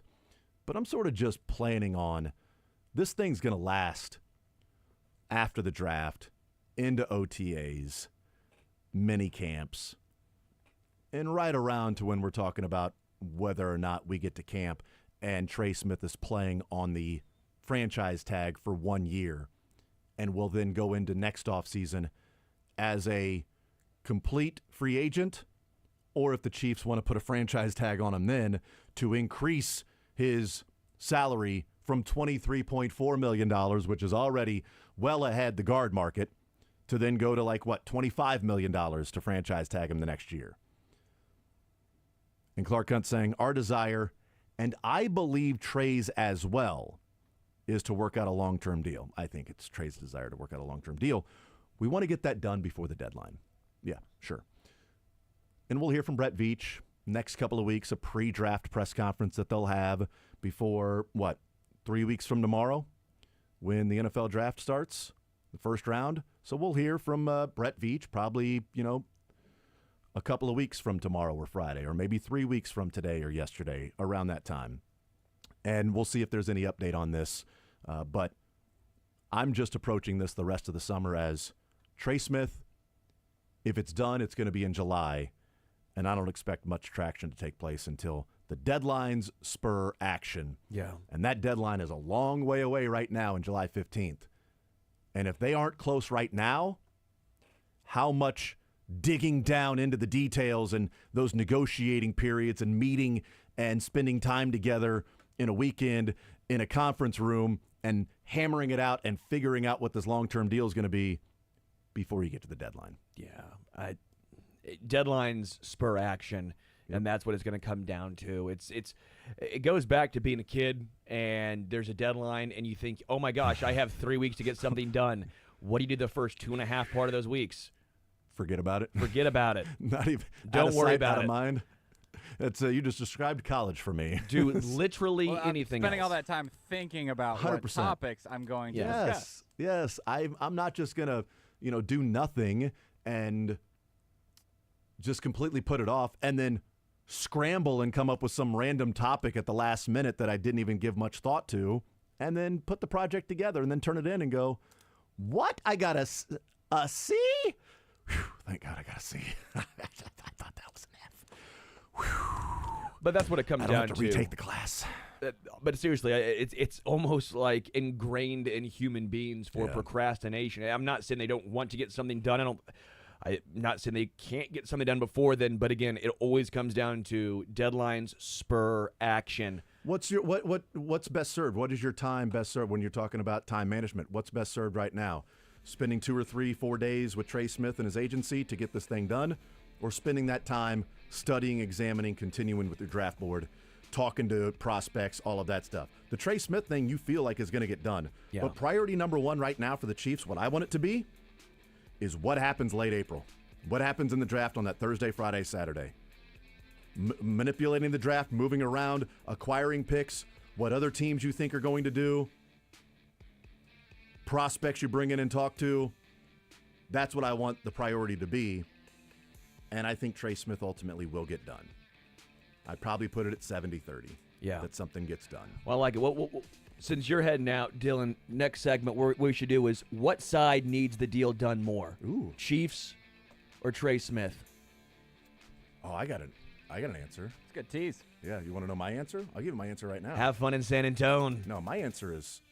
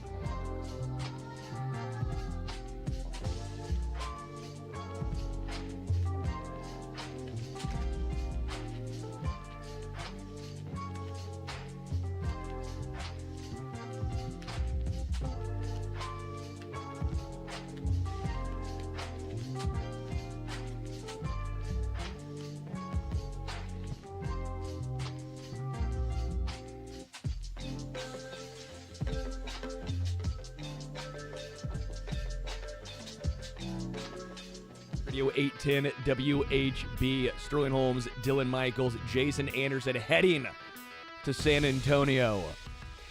We'll be joined by Matt Verderam at 12:30. Mick Schaefer in the 1 o'clock hour, playing a little Rotten Tomatoes with Mick and Dylan in the 1 o'clock. Dylan, I'm sorry. I know I should have switched and took the big boy chair so I could be looking directly at you.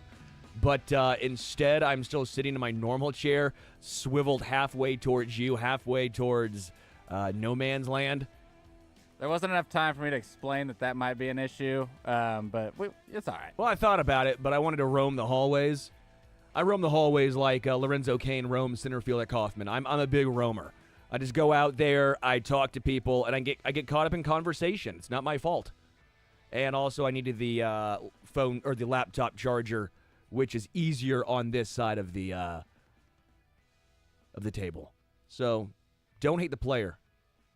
Hate the game. Hate the charger location, more or less. Should probably get a longer laptop charger. All right, we went to break talking about how Trey Smith, the Chiefs, franchise tag, typically deadlines spur action. But I wanted to bring this question up for both of us here to kind of talk about who needs to get the long-term extension done more. Is it the Chiefs side or is it Trey Smith himself? Because I think you can view it from a couple of different ways. One, the Trey Smith side, you're sitting here going, well, if he gets injured, what happens to his market? But he's also a sixth rounder getting paid close to $23 million for playing 1 year. Not a bad gig right there. But for the Chiefs side of things, you're sitting here going, all right, well, if things don't improve on the offensive line, we've spent so much money on the interior, and yet it has not had and brought back the results that we thought it was going to overall on the entirety of the offensive line. Maybe Jalen Moore at left tackle comes out and has a phenomenal year, and the Chiefs say, you know what? Let's try and extend that contract now. We might need that Trey Smith money that we were going to give him and give that to Trey Smith. Maybe the Chiefs have their eyes on a potential right tackle who is going to be a stud next year or a left tackle free agent. So I think there's a lot of ways the Chiefs can go about this. I just wonder, who does it behoove more? Trey Smith or the Chiefs getting a long-term deal extension done sooner rather than later? I see that the Drake is right now having a little bit of issues back there. So I'll take this question first then. I think the Chiefs need to get a deal done sooner rather than later. I think Trey Smith, with him only being 25, turning 26 before the season starts, he is young enough to where when he needs to, or when he does hit free agency, his market is not going to be damper. There's always going to be the risk of injury. But I think even if, knock on wood, Trey Smith were to get injured this year, his market would still be very robust heading into next season, into the offseason. Again, I think he wants a long-term deal done, but I don't think if you're Trey Smith, you're sitting here panicking if you do have to play on the franchise tag, that $23-ish million contract. I think you are okay because you still have the opportunity to hit free agency in your 26 going into 27 year, especially with the way the guard market has exploded. But your thoughts here. Who do you think needs to get a deal done sooner? The Chiefs or Trey Smith? Just judging out the landscape of free agency in its entirety, I would say the Chiefs, because we've talked at nauseum on the show about the Jamar Chase and Bengals situations with T. Higgins and now Trey Hendrickson, and they've waited almost too long before the price is raised because other guys have gotten signed. So it almost behoove of Trey, as far as injury protection to get the contract done, but everywhere else where it's almost better for him that another year goes by and another March, legal tampering period goes by where the Panthers or some team that thinks they're basically just, throwing away all their free agency money and all their cap space is that's the only thing they need before they're over the hump and in the Super Bowl. That behooves of the Chiefs to get ahead of that.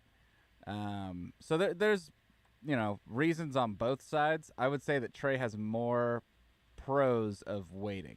Yeah, I think because he gets paid on the franchise tag, but also lets the market rise and the salary cap. Yeah, I think if you're Trey Smith, you are okay playing this year on the franchise tag again. The only reason, knock on wood, is injury. Yeah. And that's really the reason why every single player in the NFL wants security. Yeah. Is because they want they don't want to be on the waiver wire because of an injury after one season. But again, the thought process would be, how much would he even lose if he were to have even a major injury this year? That's another point. Because I think he's young enough. He has a track record of he would still get paid.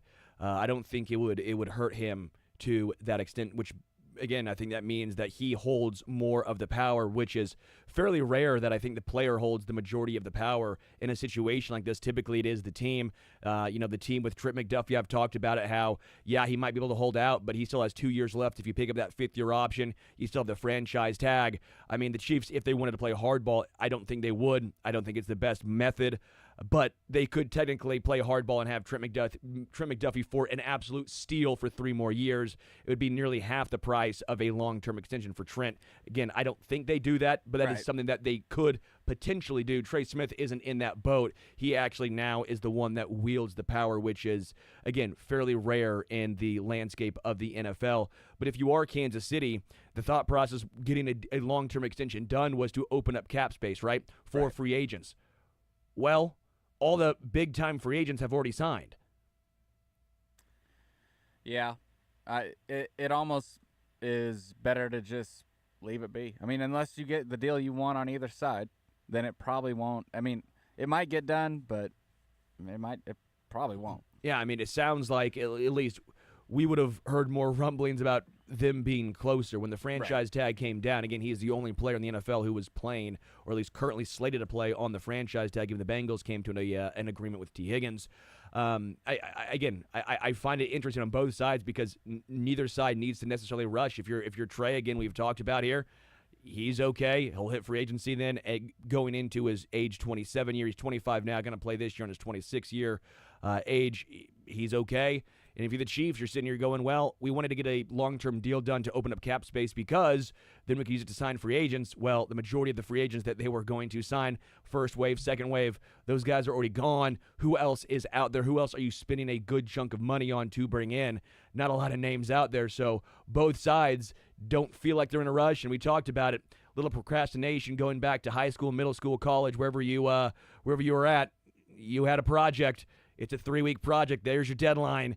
You wait until basically day before and go, oh, bleep, I got to get this done. I had all this time to talk about it. We talked about it. We thought about it, forgot about it, and now it's here. The day has come. I think that will be the day. Deadline spurs action. That is what I think is going to happen. Yeah. And, again, like I said, it would behoove the Chiefs, I think, to pay him up front because it's only going to get more expensive. And Trey, the only, con to waiting it out is the you don't have security if there's an injury. And like you said, and I agree with it, there's still going to be a team that will pay him a lot of money even if there is an injury because he'll be a free agent. They'll be able to say he's a 2-time Super Bowl champion, starting guard every year. He's been in the league, one of the best guards in the league, not just a starting guard.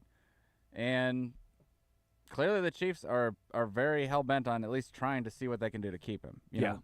In the past, it feels like interior linemen, Joe Tooney included, have kind of just been, if we're done with you, we're done with you. Yes. We're not going to pay. We're not going to overpay. I mean, Creed Humphrey was the first center that they've paid since Andy Reid's been here. Yes.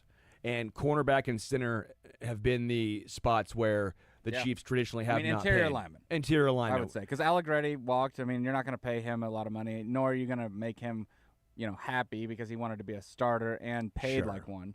But he stepped in, I'm sure, for Trey at some point. I would have to look it up, but I know he stepped in for Tooney and did a phenomenal job. It's one of the, besides center, I would say it's probably more secure than center because you don't really have to do all the thinking that a center has to do.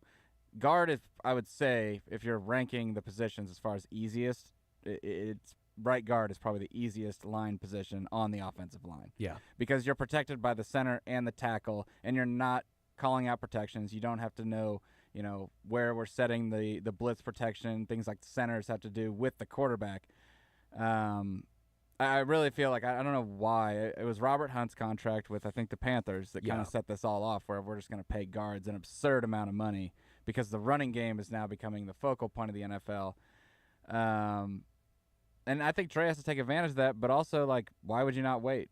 Like, I would actually be wouldn't it, in your opinion, would it be smarter to sign McDuffie before Trey Smith because of the way that the cornerback is going to cost down the road and what McDuffie brings to the table? Yes. And I think you reward that.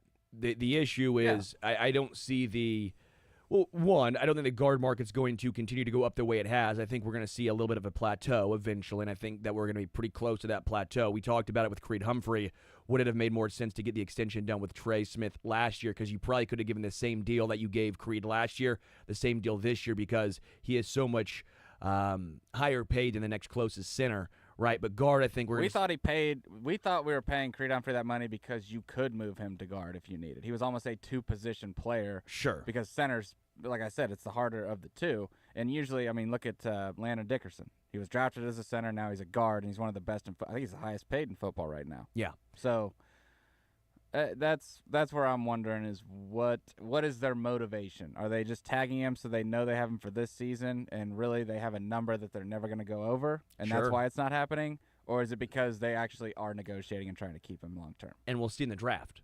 That's another good point. Because the draft happens before the final. And, I mean, Hunter Norzad, I would like to see what he looks like. I mean, Matt Derrick likes him, and Matt Derrick knows a lot about what he sees out at training camp and things that happen and who looks good, who's, actually pacing to become an NFL starter versus just hype train. Yeah. So, I would like to see training camp as well, what Hunter Norzad looks like. I think the reason why I'm intrigued by the draft is, and we're talking with Matt Verderame at 12:30, so I'm excited to get his thoughts on this because he actually wrote an article on Sports Illustrated. Where's this at here? In regards to a lot of those top tackle prospects have short arms. So if that's the case, top tackle, maybe you get moved to guard in the NFL, but you that's going to be a spot that's solidified. So let's say the Chiefs draft a tackle in the second or third round. Well, is that guy actually playing tackle, or is he now playing a guard? Right. And if you draft a guard in the second or third round, I know it says tackle when they get drafted, but if it's going to be a guard, is that the Trey Smith replacement? Is that telling us that they are farther away than originally thought? And also that Kingsley won't be a guard because they did Sure. that this year almost. Yeah. And he's apparently where they moved him to in the week 17, and also all the reports are that they're going to try and make him a guard. So we'll see if that works too. It would be telling as far as the draft goes. They took, 2 guards last year? Hunter and Norzad, him, C.J. C.J. Hansen in the 7th, who's a center. But they tried to make Hansen a guard. Yeah, and then Ethan Driscoll, undrafted free agent. So took, not massive swings, but 3 swings. They've taken some larger 4 if you include Kingsley. If you want to talk about swings the Chiefs have made, they've made some larger ones just that people almost forget about. Like Wanya Morris was a third rounder. Lucas Niang was a I think third rounder. I'm not saying they've spent top 10 draft capital because the Chiefs, again, it's the NFL. They want parity. When you win, you're not drafted in the top 10. You're going to have a bad year like the Eagles had that one bad year. They got into the ability to draft Devontae Smith, right? You got to be bad to get that. Chiefs are just too damn good. So you got to pay the good tax, which is it's going to be tough to find a premium position, elite, game-changing player. So the Chiefs have swung, and they've missed. We'll see on Kingsley. I've not completely given up hope in Wanya Morris. If he can be a fine swing tackle, again, that's not necessarily a complete loss, but you're seeing the same pattern play out again and again and again. I want to talk a little more offensive line with Matt Verderame. Again, we'll have him on from Sports Illustrated in about 15 minutes. But Rashee Rice on track to be ready for Chiefs training camp in 2025, according to the KC Star. Andy Reid says, quote, he's on track to be ready for camp. We'll see. He's working his tail off right now. I know.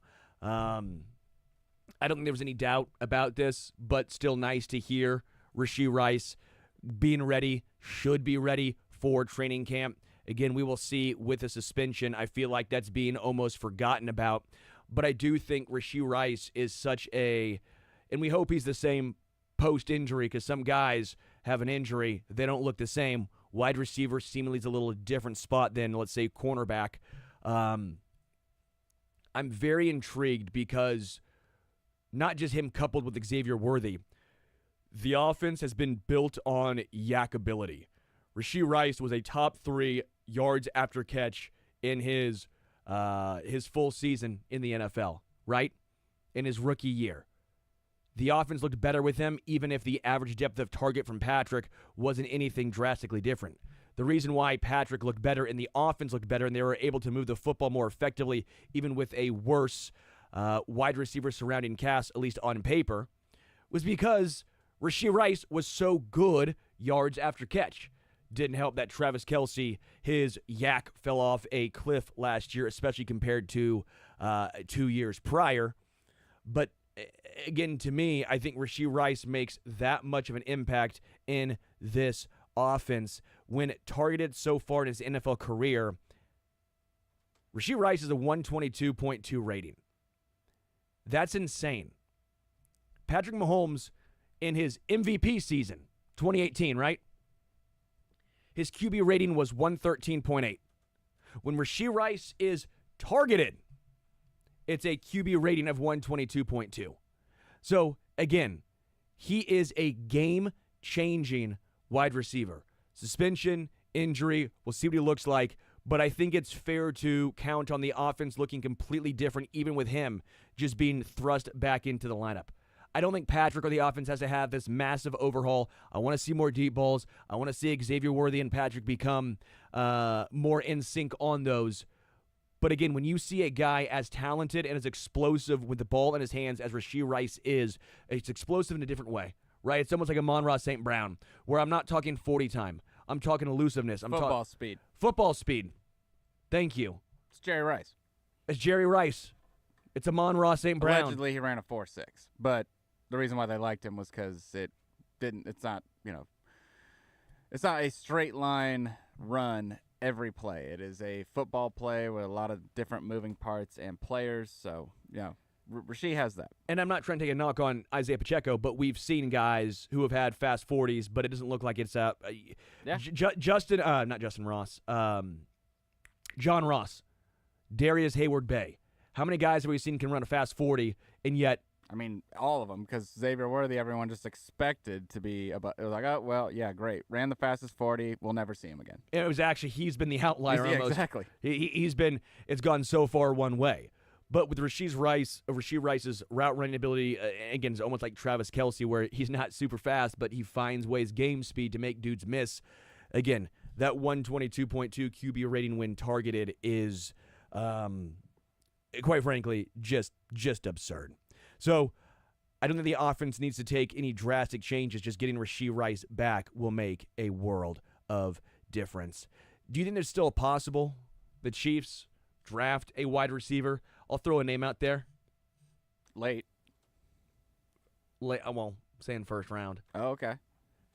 If Luther Burden III falls to KC at 31, do the Chiefs take him?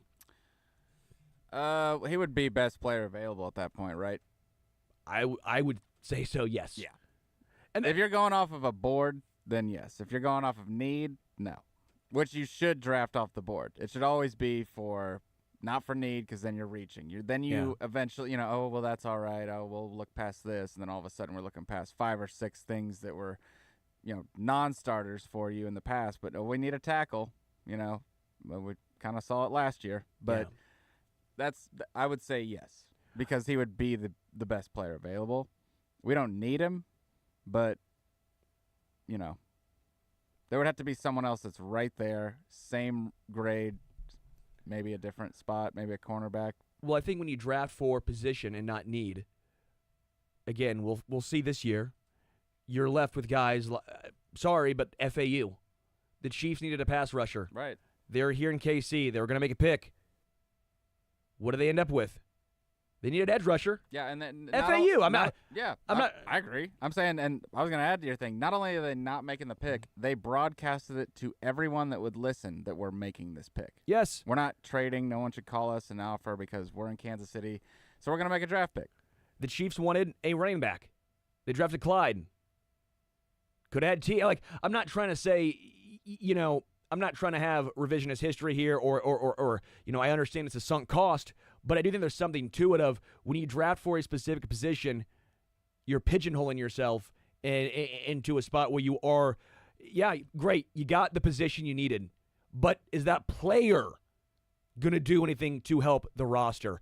I actually got into a eye-opening conversation with a Falcons fan about this. Because what's the Falcons' motto? Best player available. I thought rise up. Well, rise I up don't to know what draft. motto. Rise up to draft best player available. There you go. That is what they've been doing, right? Oh, yeah. We made fun of the Bijan Robinson pick because why would you draft that when you have a running back who just went over 1,000 yards? Atlanta's running game this year was outstanding. Tyler Algier and Bijan Robinson were both phenomenal, right? That pick was panned. Why a running back? Until it worked out. I made fun of, and everyone did, the Michael Penix Jr. pick. You just brought in Kirk Cousins. Crazy contract. That was, Was it dumb? Something's dumb. It's either dumb to take him or dumb to pay Kirk Cousins. Either way, Fair, in my opinion. I'm not saying they're the pinnacle organization. But my point is, I'm going just based off the best player available scenario here. Oh, yeah. Off that scenario, then yes. It was dumb. Until they got their starting quarterback because Kirk Cousins is done for, right? But I'm not saying the Chiefs shouldn't do it, or the Bills, or the Bengals. But the problem is, and this is what I said last year, was now they're going to cut Kirk Cousins, right? Because everyone's trying to trade for him, but they've already, every time you come out and say, oh, there's rumors that so-and-so's available for trade, you might as well just cut him because any smart NFL franchise is just going to wait till that happens anyway. Correct. Now you have dead cap, and you just completely, and this is what I was talking about, you completely negated the rookie quarterback contract. Agreed. So But it's not in my opinion, drafting Penix was a good idea. Paying Kirk Cousins was the dumb move. agreed. But at that point, it was a sunk cost that you'd already traded for Kirk Cousins, right? True. You paid him, whatever. You already have Kirk Cousins now on your roster. Right. Draft comes around. Michael Penix Jr. is there. You did not think he was going to be there. You like Kirk, but in reality, it was a 2-year deal. I know it was originally a 4, but it was a 2-year deal. The Falcons took BPA, and because they did that, they now have their quarterback. I'm not saying the Chiefs have to do that, but Kirk Cousins was a different scenario than a Josh, a Patrick, a Lamar, a Joe, right? Didn't they sign Kirk Cousins in March? Yeah, right? it was before the draft, correct? That's what I'm saying, though. Yeah. That's the dumb move. Is because agreed. No, I'm not disagreeing with that point, but my point is just strictly what they speaking, should have done, the draft. Because who was going to sign Kirk Cousins? Who was going to and honestly, looking back on it, go ahead, beat us out. They outbid against themselves. Yeah, exactly. It's the drunk guy at an auction who keeps trying to Yes. bid against himself. Exactly. And that's what March is. That's what free agency tampering period is. It's just a bunch of teams, Panthers this year, that are willing to pay more than the next best bidder. So you're overpaying for the product you just got based off of principle because no one else wanted that price. You're the one willing to go there. You got the player. Congrats. And so that's what I've come down to is even with us making fun of the Falcons for some of the moves they've made. Again, I'm not saying the Falcons are a premier organization necessarily. The point remains, using the BPA process can still have good results. Right. Just don't get desperate for Kirk Cousins. Don't get desperate for Kirk Cousins. Like they probably could have signed him if they didn't get Penix. Like they could have, maybe not. But at the end of the day, why would you take a terrible deal when, like, one, you didn't know what he was going to look like coming off the Achilles? Yeah. And if you did have thoughts, because I don't think that they just had Michael Penix fall in their lap and said, we should take this guy. I'm sure they did all the research, scouted, maybe even really liked the guy. Yeah. And when he kept falling, they didn't have to trade up with a team that maybe they were already talking with to go up and get him in case he fell there. That's just kind of where I think that, and anyone that, Michael Lombardi says this, everyone says that it's just a terrible move and not really smart because it was. It was like, now you just completely negated your rookie quarterback contract because you're going to have dead cap with a guy who's probably not going to play another down. Yes. He might, but you're kind of just doing the Denver Broncos Russell Wilson thing. Yeah. Agreed. But again, And, both you know, both the Broncos and the Falcons at least now have their quarterback. You're right. And as someone that defends Sean Payton and the Broncos and all them, I don't think it's a great move, but he had to do it, and he wasn't the one that made it. He was the one that came in and said, I'm not married to this guy. I'm not going to – I'll make it work. I'll give it a chance, and he did. But as soon as I decide that I don't want Russell Wilson, that's not my baggage. Well, I'm glad he's not married to that guy because I think Sierra maybe has dibs. Yeah, but, you're right. But You're right. yeah, No, point remains. Yeah. It's just I thought it was an interesting thought process, and it's kind of where the Chiefs are at right now in regards to they're not pigeonholed and taking a specific position. I know everyone's going to say tackle, and if Josh Simmons falls to them at 31, I think they could take Josh Simmons. The reason why I said Luther Burden is because I think Luther Burden has been falling. I've seen him mocked at 31, and if he does fall to 31, I think the talent is too undeniable to pass up. This is not me trying to be a Mizzou fan. I mean, Dylan back there's a I KU agree. guy, Yeah. and he's This and guy's a I think he would agree. absolute star. You could take a wide receiver. I mean, the point remains the Chiefs could go a plethora of ways, and I think you could find your way. You could find yourself talking yourself into that being a good pick. Somebody said this, and I can't remember who I'd love to give credit, but it's like Brett Veach, he's got it. I think it was Kent Swanson or someone with KCSN.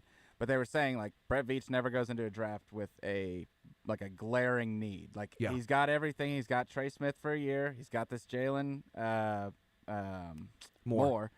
And he's basically – who else did he sign? Cornerback. Christian Fulton. So he has every single running back. We brought back Kareem Hunt.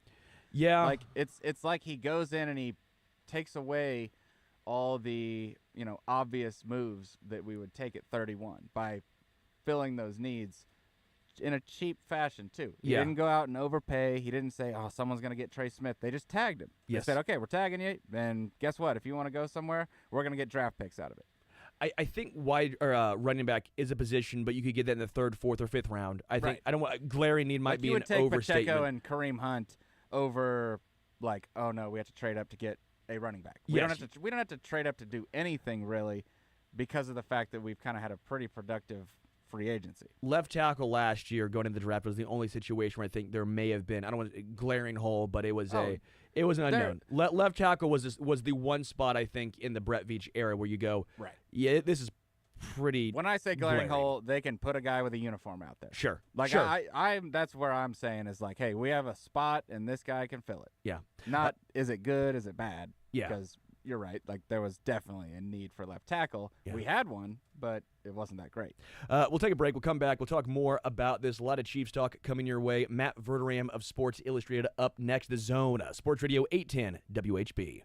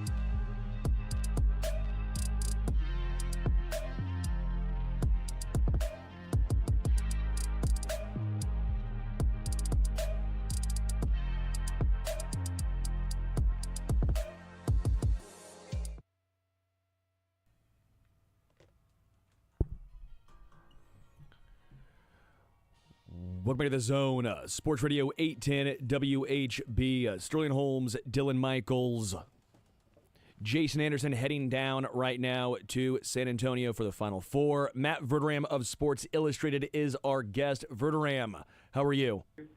Doing well. How you doing? Doing well. Before we get into one of your articles that you wrote on Sports Illustrated, it kind of leads into that, and that is, who needs to get a deal done? Who's this more important for, at least a long-term extension? Is it Trey Smith or is it the Chiefs? I think it's probably the Chiefs. I mean, you can always target a player from the standpoint if the guy gets hurt, then all of a sudden you're going from 4 years and $100 million to a 1 year prove it deal. But I don't think that would even be the case. Like, if you look over at Indianapolis, Will Fry's got hurt, and he's a right guard. He broke his leg after 5 games, missed the whole rest of the year. He is not as good as Trey Smith. He's a good player. He got over $20 million a year for 4 years this offseason. So, like, I think no matter what, he's getting paid. Like, he's going to get paid. The Chiefs, you don't, A, want to be in a position where you've got to go through all this next offseason because you can't figure it out. And, B, you don't want to be going, through this through OTAs, through minicamp, right to the July 15th deadline. Then if you don't get a deal done, does it show up at camp? I mean, it's just, if you're the Chiefs, you'd want to get this deal done, before, let's say, Memorial Day.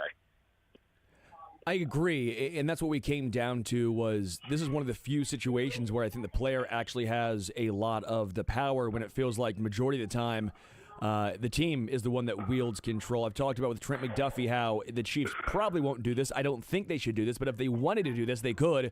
They have him under contract for 2 more years, including the 5th-year option, and then they could just franchise tag him. They do have some control and power in regard to that, but this is a situation where I think Trey is the one with more power. I guess the one pushback I will give, are you playing pickleball right now?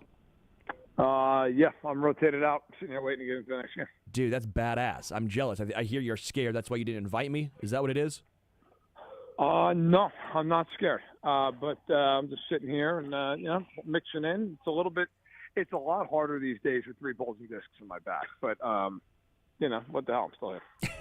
But the pushback I gave from the Chiefs side is, well, if they were going to get a long-term deal done, they probably should have done it before the first and second wave of free agency was underway, because right now, even if you do give him a long-term extension, you have that salary cap potentially freed up, but what are you going to actually do with it?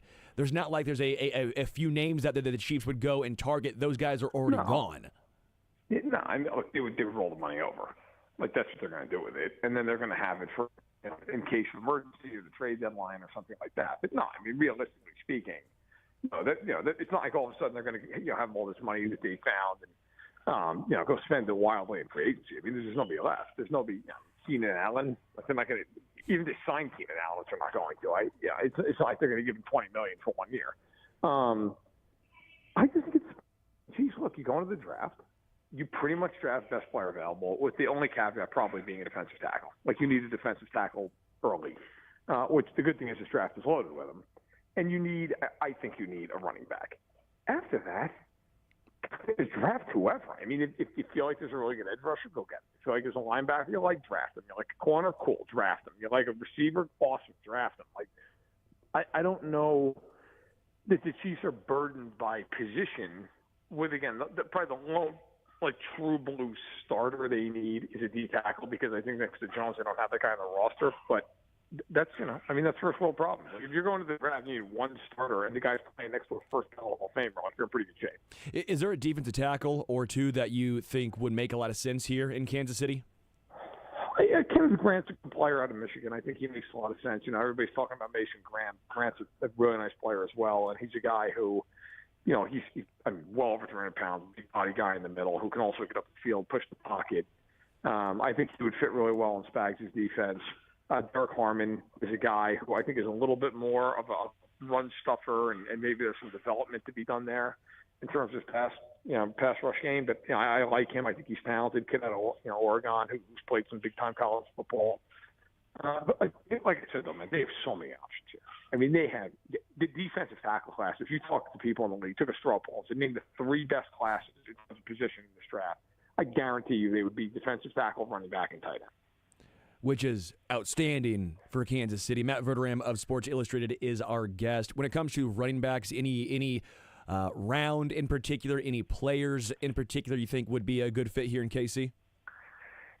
Look, it depends. I mean, I don't think they're going to take a guy in the first round. I don't think they should take a guy in the first round. I mean, could you talk yourself into Murray and Hampton if he's there 31? Maybe. A lot of people think he'll go earlier than that. I think, Gentry's long gone. But after that, either one of those kids out of Ohio State, I think it's interesting. I mean, Travion Henderson, the big question with him is, can he stay healthy? Because he's been beat up in his college career. And that might be something that you just say, look, it's a non-starter. I'm not taking a guy who's hurt all the time as a running back. And then there's Judkins, who played with him. He's another guy you look at and go, okay, do you take him? Do you like him? There's a million guys on this class. I mean, the running backs really, I think, are a day two thing for the Chiefs. And it's just more a question of, what style do you want? Do you want a speedster? Do you want more of a bruiser? Do you want a guy who's maybe got really good hands? What kind of guy do you want? There's so many of them in this class. I mean, you're probably going to have 30 running backs taken in this class. So it's really more of just what style do you want? But I think either one of those Ohio State kids is pretty interesting. Yeah. Matt Verderam of Sports Illustrated is our guest, and on SI.com you wrote an interesting article about the NFL Draft 2025, talking about the tackle prospects and their short arms. One, how problematic do you think this is for some of these tackles? I know Will Campbell, he came out and talked about it, thinks, okay, so all the stuff I put on tape no longer matters because my arms aren't super long. We obviously saw here in Kansas City that Joe Tooney's a phenomenal player. You put him at left tackle, the arms did at times become an issue. What do you make of the tackles and some of these shorter arm lengths that they possess? Yeah, I mean, as you mentioned, I wrote about this over at SI today, but I also I talked to people too that didn't make it that story, who were just off the record, just on background, sitting there having conversations in the hallways of the league meetings. And listen, guys are going to tell you, and by guys, I'm talking coaches, GMs, personnel, you don't have to have 36-inch arms. Most teams, if you're under 33, it's pretty much a red flag. Most teams aren't going to overlook it. But if you're over 33, it's okay, then, are you over 34? 34 is kind of the threshold a lot of teams look at. If you're over 34, then anything else on top of that's great, but 34 is good. You're good to go. But, it really comes down to just how good are you if you've got short arms? How good are your feet? How good is your anchor? How good is your initial punch? I was talking to one coach who said, hey, look, we'll take a guy with 32.5-inch arms, but he's got to have great feet. He's got to have really good contact on his first and second punch. He's got to have all that. If he doesn't have that, the margin of error is just nil. Whereas if you're 35-inch arms, you might be able to get away with a mediocre second punch, not a great first step, but you get away with that because you can make up for it. You just have more margin for error. So is it the end of the world? No, but it forces a guy with shorter arms to just be perfect. Now, talking to Sean McVay, he pointed out, Aaron Donald had 32 and 5/8-inch arms. I mean, it worked out for him. But, again, he's also playing inside. I think when you're outside, if you don't have arm length, you can still win, but you've got to be really, really good everywhere else.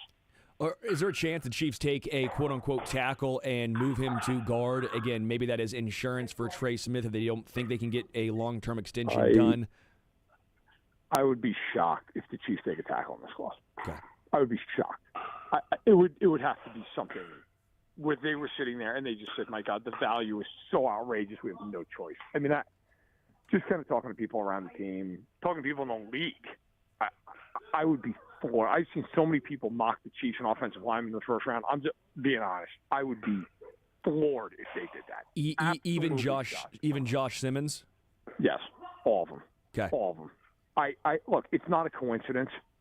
They agreed to terms with Jalen Moore the second tampering opened.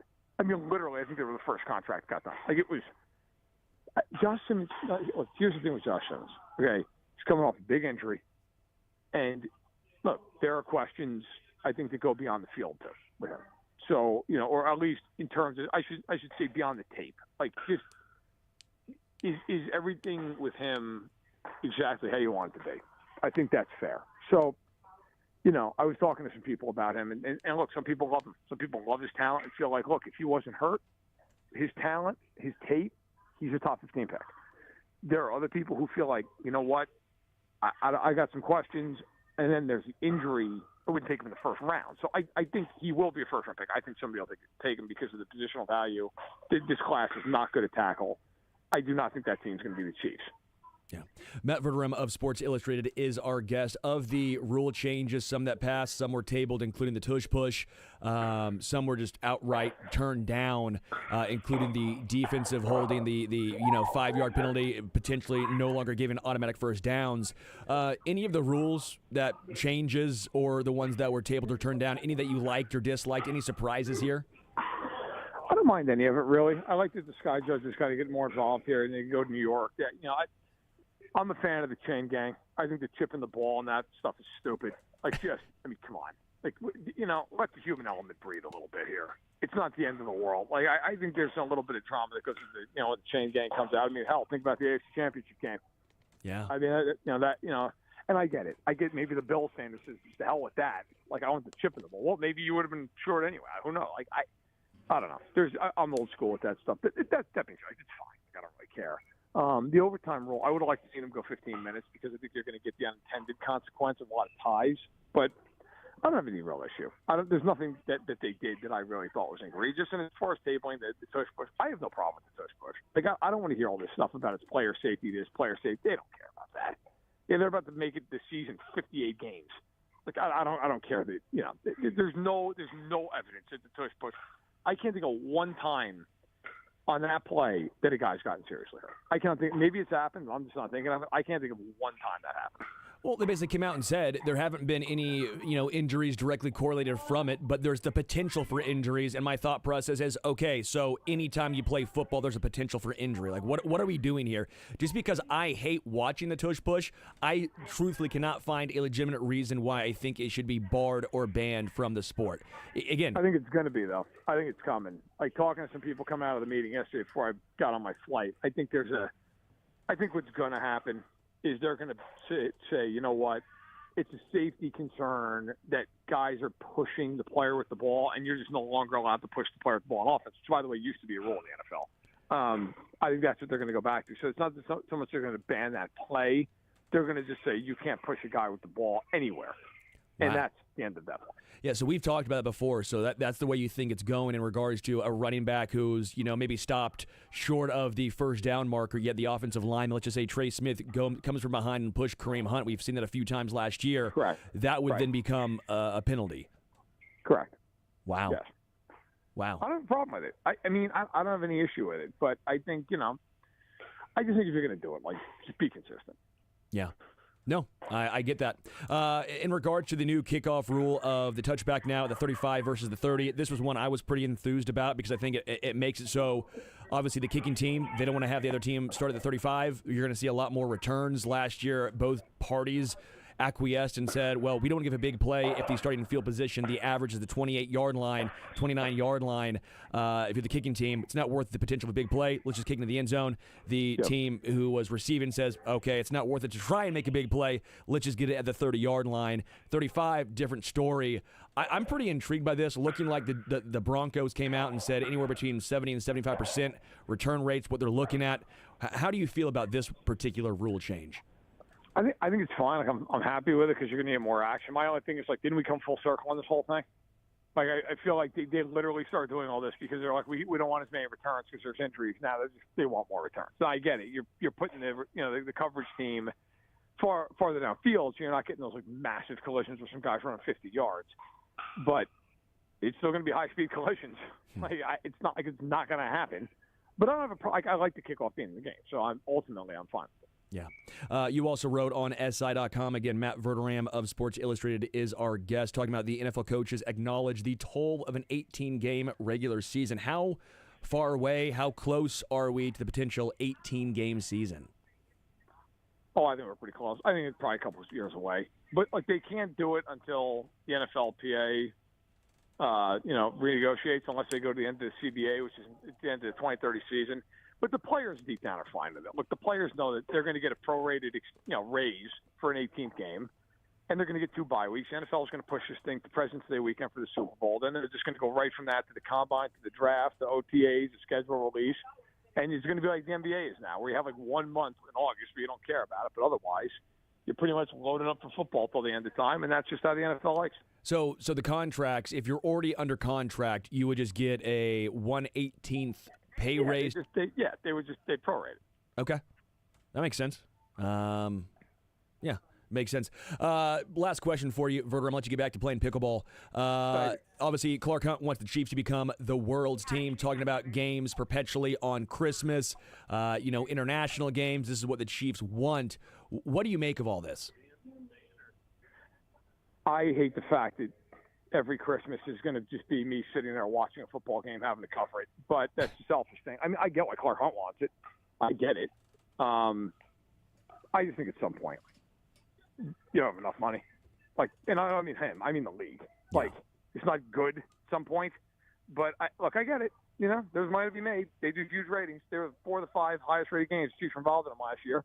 And if you're Clark Hunt, you're like, yeah, I'll put my team out there. So I get it from his perspective, 1,000%. But personally, I'd rather just enjoy Christmas with my family. But hey, it is what it is. The NFL also wants to stick it to the NBA. A little bit of it is, hey, we can take this day as well as Thanksgiving. Let's do it. And the NBA's been doing that for years too. It's like no one ever really said a word until the NFL started trying to take over Christmas. But I agree. Yep. Matt Verderam of Sports Illustrated. Make sure you go to SI.com to read all of his great work. Again, get a lot of behind-the-scenes insight. Verderam playing some pickleball. Getting in the kitchen there, Verderam? Are we in the kitchen? Are we up at the net? Or are we serving? What are we doing? I'm wherever the hell I need to be to hit a ball. See, 1 of 11. See, I'm absolutely upset that we did not get Verderam on AirPods playing so we could hear him huff and puff playing pickleball. That's what I really wanted to hear. I have done it. I actually have played a pickleball game while I've been on the radio. So, but I was playing with a lot. How can I say this? I was playing beginners. Okay. So hey, invite me next time. We'll run some doubles and wax the court. Come on now, Verderam. All right. Well, take care, Holmes. Hey, have fun, Verderam. Verderam playing pickleball. We will take a break right here. Sports Radio 810 WHB.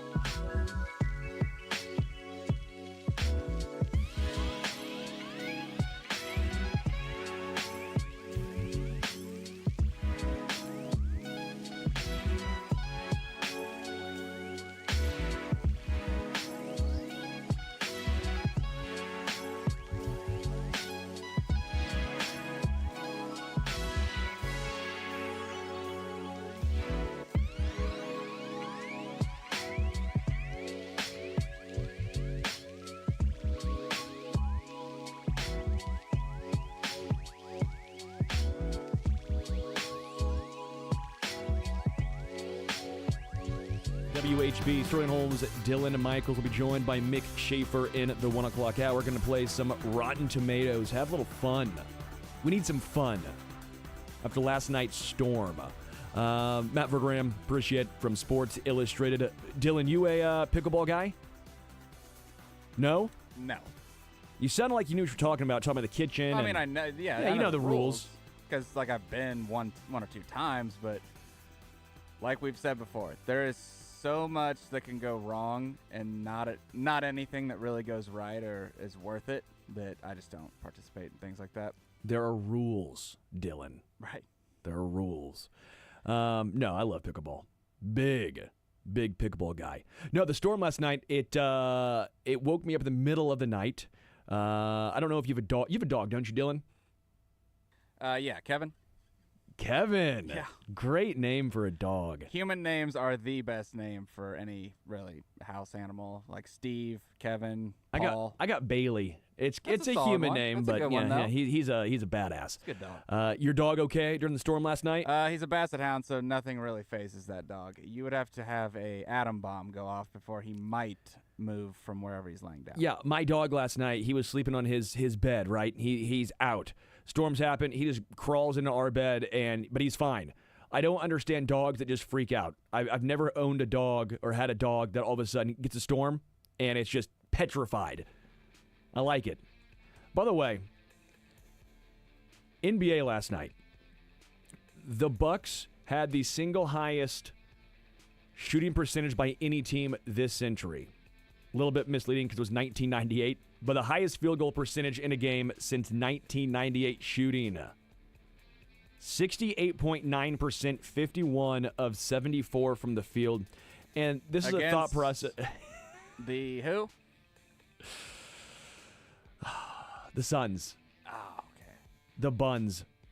Suns.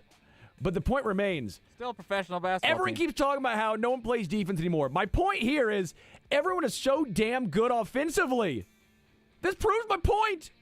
Look in college. Look at all the threes they're making. Look at Indy. Look at I was about to say the Milwaukee. Pacers. Basketball's getting solved.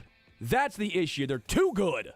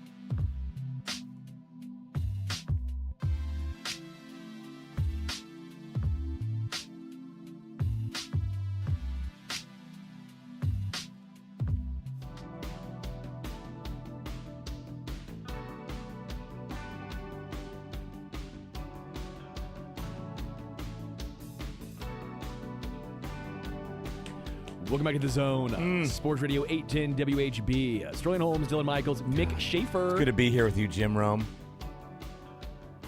Romy. First time, long time. I'm actually a long-time caller, first-time listener. First-time listener. Yeah, first-time watcher. But I've been a long time in 41 on Sunday Sound Off. I've been putting so many questions, never get used. No, you have to come on the panel, basically be a part of the panel before we're going to acknowledge you. I've been on many a time. You have now. Multiple Four, times. I think. Sounds right. 4. You want to do it this week?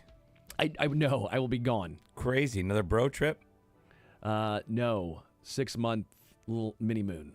Oh, nice. We didn't do a real honeymoon because we bought a house instead. And that's the new thing. Chief season. We've been busy. I mean, it was Chief season. What am I going to do? Can't leave. So we're doing a little 6-month, heading out today. Come back Sunday, heading to Florida. Heard of it. Back in the day when I got married at the turn of the century, you immediately went on your 2-week honeymoon right after the wedding. Like day after, you sailed off, you flew off. And now that's a rarity, right? All you kids get married and you're like, you know what, we're going to do this. Because I think part of that is like, you never, like in my day and age and where I got married, it was always a summer wedding. You could always find a date, always find a time that you wanted, and then you could go on vacation. Now, these places are booked, especially in Kansas City and these big towns, a year and a half in advance. Well, and because we're responsible with our finances. Okay. I couldn't even see with a straight face. Bought a Scotty Cameron putter 2 days ago. Yeah. I got married at the Caldwell Central Christian Church. We didn't even have a photographer. You want to talk about responsibility with finances. Proud of you. Thanks you. You say thanks you? We had four kegs. That was it. Nice. That was it. Bush Light? The Blue Yummy? Probably something like that. The Blue Yummy right there. Yeah. What do you call it? I just call things by their normal names. I don't make them up like the frat boy that you are. Blue Yummy. Okay, I guess I can't really. I acquiesce. Moving on. Jason heading down to San Antonio for the Final Four. You surprised by any of this? Maybe we shouldn't be. I'm surprised by Houston. I'm a little surprised by Auburn. Florida obviously got better as the season progressed. You surprised by, and then Duke is Duke. Well, I mean, overall, you're surprised because this has only happened once before, and it was in San Antonio, and I was there when it was 4 other teams. It was the Blue Bloods of KU, UCLA. Memphis was there, not really a Blue Blood, and then North Carolina. And so it's hard. It's hard for Chalk to make all the way through to the Final Four. So overall, I guess you're surprised by that because usually there are upsets. These teams, though, I feel like these have been the 4 best teams for the most part the entire season. You had Alabama up in there for a little bit, maybe a little Tennessee action. Yeah. But it's been these 4. I guess maybe I'm most surprised, if you look at my bracket, by Auburn getting there because I thought they were kind of petering out there the last week of the regular season. Didn't last long in the SEC tournament. I'm like, okay, these guys have been on top all season long. Teams have started to figure it out. You're worried about Broom in some of these games and the injuries. No, they got it back together, and they've just run all the way through to the Final Four. So that's been good to see. And then I've just been impressed by Houston the entire season. Were they 18-2 in the Big 12, something like that?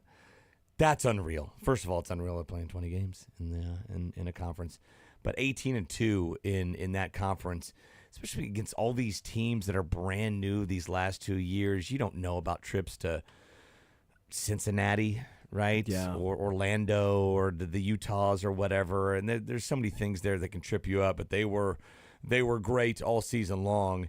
And then I have Florida winning it all. I've thought they've kind of been the best team. Even when they lost, remember that game against Kentucky? Kentucky scored 109, but Florida scored 101. I mean, you had that game. Kentucky had to be that good to beat Florida. So even their losses, a lot of times I was impressed by them. Yeah, the Missouri loss. Yeah, they came back. they were down. A couple more minutes. That might have been a Florida a win for Florida. But no, they're that's who I have winning it all. That might be my only pick left. That's good because I pick upsets all the time, every you're year. Fun. I go nuts. Exactly. I want to knock it out of the park.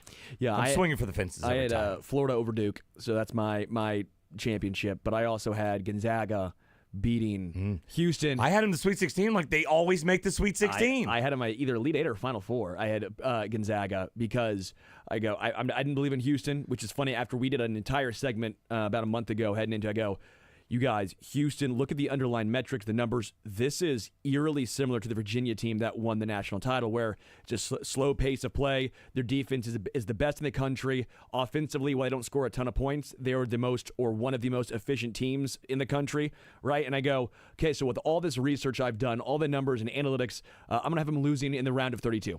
So I found myself going against the nerd in me and tried going with the fun guy in me. And the fun guy was wrong. The fun guy in you.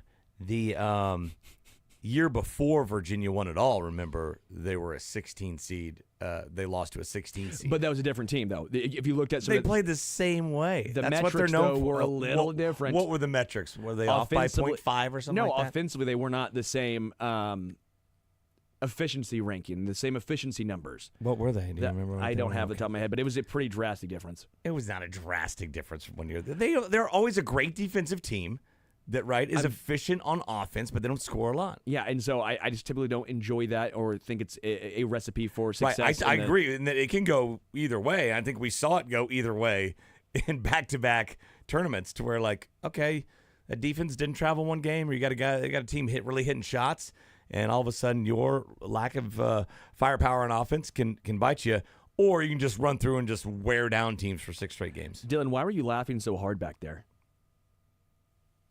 I'm looking at things on the computer here, the hotkeys. What are you looking hotkeys. at? What are you looking at?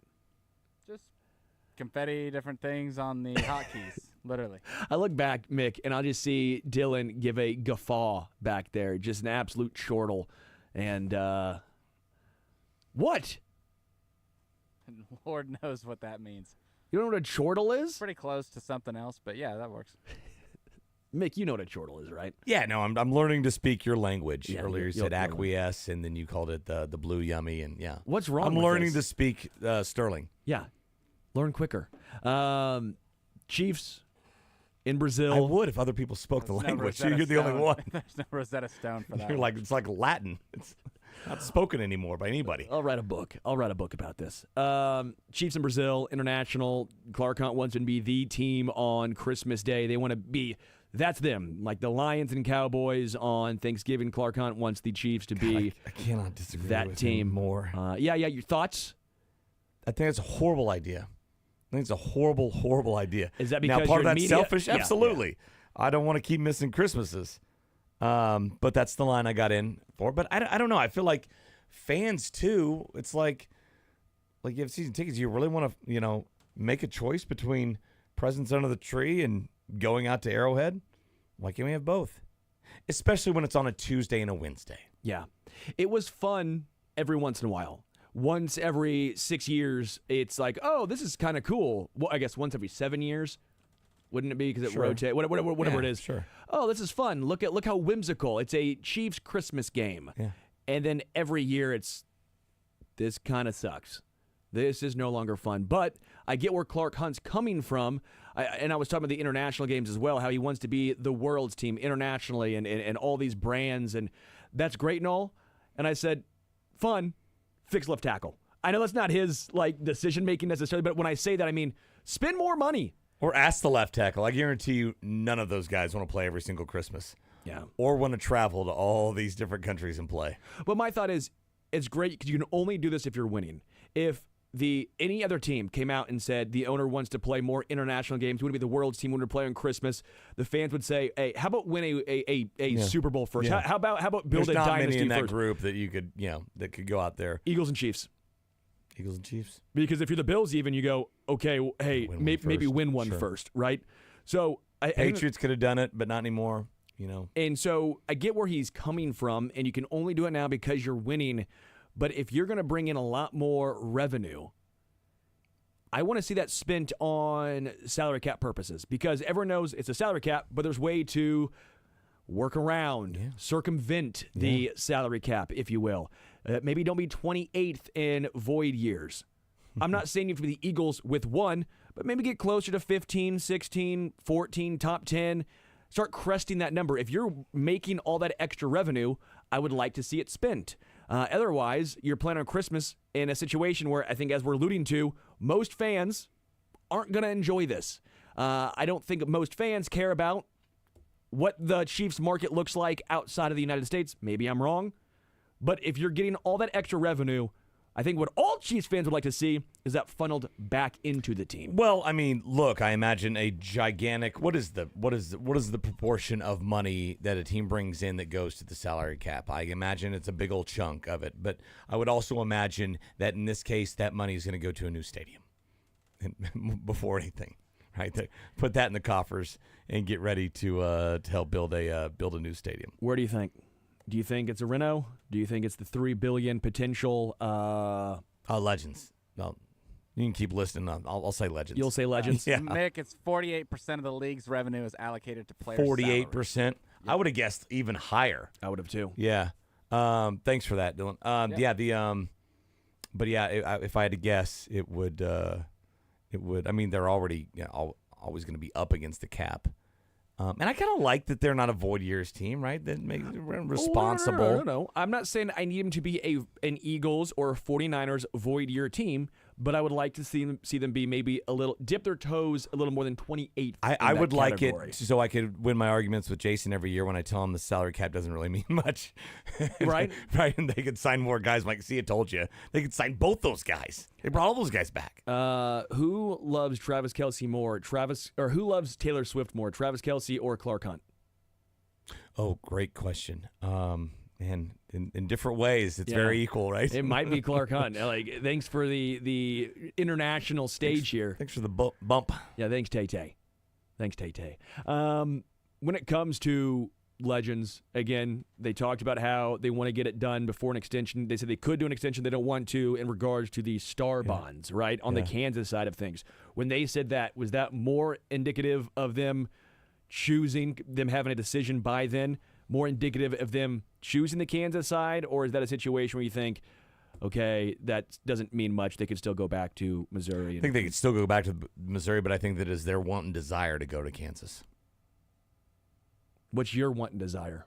What's Mick's want and desire? I'm with, I think everybody in sports media here is like, keep them in town. I don't care if they're in Johnson County. I'd like them a little bit closer to me. That's fine. Or Wyandotte County, Caldwell. or Jackson, or Throw 'em Caldwell. down, It's a little bit farther Caldwell. away, right? Yeah. It's I don't know if that would make a whole lot of fiscal sense. Just keep them here somewhere, right? Make a decision. Same with the Royals. Just keep them in and around Kansas City, and I'll deal with it. But I feel like it is the Chiefs' desire to be over there. Well, I think having the retractable roof / dome, just being able to You got have an entertainment district. You have the space and all that stuff. Yeah, I would love the retractable roof, by the way. Yeah, I would. You want retractable, not dome, correct? Sure. Yes. Absolutely. Yeah. Absolutely. You still want to play football outside? Yes. And you want to play the Final Four inside? Switch it up. Yeah. And you want to play a Super Bowl if you need to. If you need to play that Super Bowl, we can play that indoors. Bring Come back on, the come on back. aircraft carrier basketball games. Those were great. Why don't we do awesome. those anymore? I was talking with my dad the other day about those. Okay, my I've always we'll have a wondered. game in a massive, the Alamo Dome, but and that obviously makes shooting a lot harder. But they nixed those, I think, because of the fact that the offense in those games was just so bad. Because it's the wind, you're on a moving ship. No matter what you think, it does seem like it's still. But when you're playing a basketball game, everything matters. I was wondering, what that feels horrible under your feet. I mean, it's not a You're boat. not gonna, It's a floating You're not city. noticeably moving. No, but I get it. floating there's a little city. bit. Like if there's a squall, But right? to Dylan's point, when I get off a cruise, I'm like, okay, I kind of There's a feel little little bit of something. And you do have that getting used to period of the cruise where it's almost like I'm not eating dinner tonight because it's definitely going to get sick. I think for those, the biggest thing I would think is just the wind. You can't control that, and for that's sure. a huge thing. I didn't know you It's my boys basketball. were cruise guys. I've been on one. I've won. Okay, so I'm just the one who's not been on a single Well, you one. haven't missed much. No, so you're Hey, anti-cruise. Get your boys together. Get some of that blue yummy and go cruising. It Come on, sounds and you pretty guys fun. getting a little jerk circle. What were you guys doing? Rubbing circle. What? Yeah, right? Was it not? What? It was Jerk the, circle. 7 jerks. Yeah, the Doing some rubbing. shoulders. What? The rubbins. No. Rubbing. No, Mick, it was a rubbing circle. Yeah. 7 jerks doing some rubbing. There you go. It was guys and girls. It was a That's okay. right. it was a back Jorkets. rub. Yeah. It was Yeah, that's right.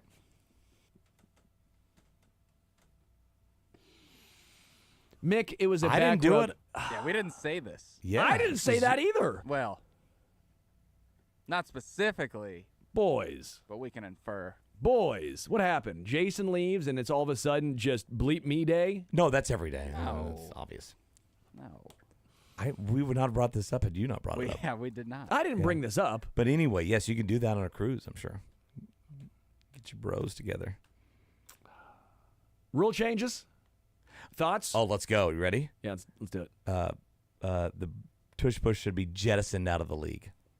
Get it gone. It is Wow. funny that the Ban one it. like defensive rule that we're going to change to help the defense is going to go to a second vote, and we're going to really try to make this happen. But if this was an offensive switch up or something that would boost the offense of the NFL, do we really think it would take a second vote to make That's this true. happen? You're right. And I think my argument on this is what everybody says to me. Like Kevin Holmes and I had like a legit kind of argument at the end of the news one night about it. I was like, no, get out. He's like, the only reason you don't like it is because no one can stop it. I'm like, yes, that's the reason you ban it, is because no one can stop it. What if I tell you it's It's about too the- much of an advantage. What if I tell you it's about the exact same percentage success rate as a QB sneak? Then you don't need to do a tush push. Yeah, wouldn't you just do the QB Yeah, wouldn't sneak? you just do the QB sneak? Because You last need to tell that to the Eagles. Then you don't need to worry about injuring Jalen Hurts. And by the way, when people say safety, hide behind that. That's the biggest joke. because it was, I believe, Yale did a study. I think it was 82.4% on QB sneak success rate, and That's the- 92 for. Is it 92 for tush push? last year They it do was the 92%ers? 82.8%, Oh, man. I believe, for the Eagles last year. Okay. But it was in the 90s. Because that's what the New Heights is. It the 92 percenters? Is that why they? I thought that's why. Yeah, it was the 90s, but then last year for the Eagles it was down. But the one caveat is if they do it on 3rd and 1, don't pick it up and then pick it up on 4th and 1. Well, how do you view that? That counts in the eyes of the study that as 100% or is that 50? Yeah. 50. So Yeah. again, there's ways to make it make your case and pick your side with it. Yeah.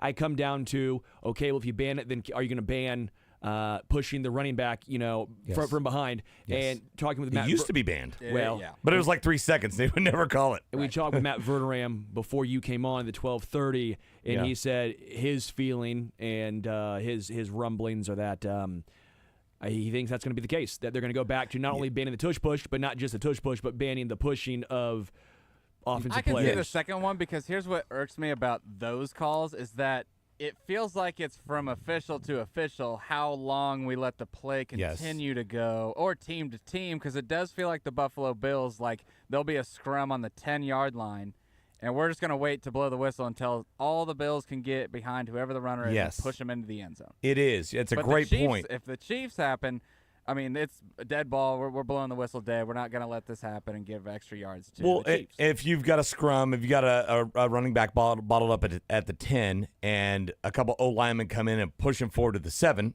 they get the ball at the 7, right? Yeah. If you have a scrum and a couple more defensive guys come in there at the 10, push him back to the 13, Great point. you get the ball at 10. That's a great You point. get the ball at 10. And it's a little bit hypocritical, too, because on PATs and field goals, a linebacker cannot push a defensive lineman. Yep. Right? Cannot use it, like jump over, use it.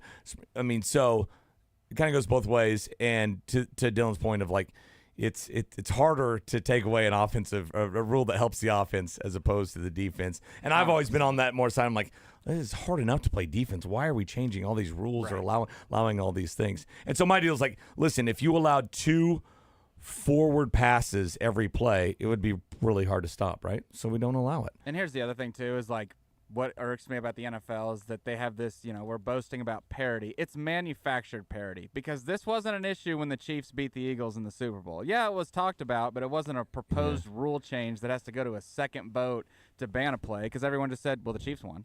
Or the Chiefs won the Super Bowl, so they were able to stop the tush push. Now that the Eagles are winners, they're the top of the league. We have to find something to bring them back to the league instead of just letting the team be dominant. Yeah, and I'm not all stompy foot about it because I was looking at the numbers. It's like less than 1% of the plays are a tush push, and it's basically only 2 teams Yeah, exactly. that do it, which I'm kind of surprised by. And with the that Bills kind are of the- success aren't the Bills that the other it team? hasn't kind of caught fire yet in the NFL in a league that's just a copycat league. So I'm not all like up in arms about it. But if you ask me, I'm like, yeah, ban it. Well, if more teams. The Bills are the other team, right? Bills are the other team. Yeah. So here's the thing I'm asking. Does it have to be a quarterback? Because we do tight ends. Why don't I just get Vita Vea and I teach I him know. how to take a that's snap? what I'm saying. Just and let's just get 5 get yards your every second time. and third tight ends in there, Right. and just, I mean, The Chiefs 4 tried yards it at with Blake Bell. Like, Yeah. if they don't ban it, let's take it the opposite direction and make it even more of a circus play where, hey, I've got maybe not Chris Jones, but Mike Pinnell. Yeah, exactly. Tershawn Wharton. We're going to teach Tershawn Wharton how to get under center. Well, he's not going to because he's no longer You know a what I Chief. mean? I You mean, know what but I'm but talking that's about last year. the point. I mean, if you're allowed, I mean, right now, if it's tough to stop 400 pounds of Right. human, how about 600? Exactly. Like, get Chris Jones back there. Go over the pot. Like, you can do all sorts of Yes. different things with it. If you want to leave it, leave it. Dontari Poe would have thrived. The I- hungry I- pig. Dude. That's exactly the person I was thinking of when Yeah. I was thinking of this idea because it's Yeah. like, let's just, why don't we all take this rule and stretch it as far as we can? Because then they'll ban that. It'll be, well, you can't have anyone but a offensive player taking snaps, things like that. So I think it's fair. You can't push or pull one of your own Right. offensive players. You know, you go and one of the go biggest block, plays in go college block. football history is based That's off right, of this yeah. rule. Yeah. And it was banned then. Right. Yeah. Well, when the ban came on, I think they should have more bands come on the field. I think that Yes, should be a that's rule. it, yeah. Actually, have bands allowed to come on the field. Yeah. Sorry, that was bad. No, it's the point. Well, I think someone the has NFL's to- going to get to. Someone has to make bad jokes when Jason's gone. Someone has to do it, and I will be tapped. Knocked it out of the park. All right, we'll take a break. We're gonna come back. Rotten Tomatoes. Oh, I can't wait for this. Rotten Tomatoes up next. Boys, pick 3. 3 movies. We'll have some fun with it. Take a break. The Zone. Sports Radio 810 WHB.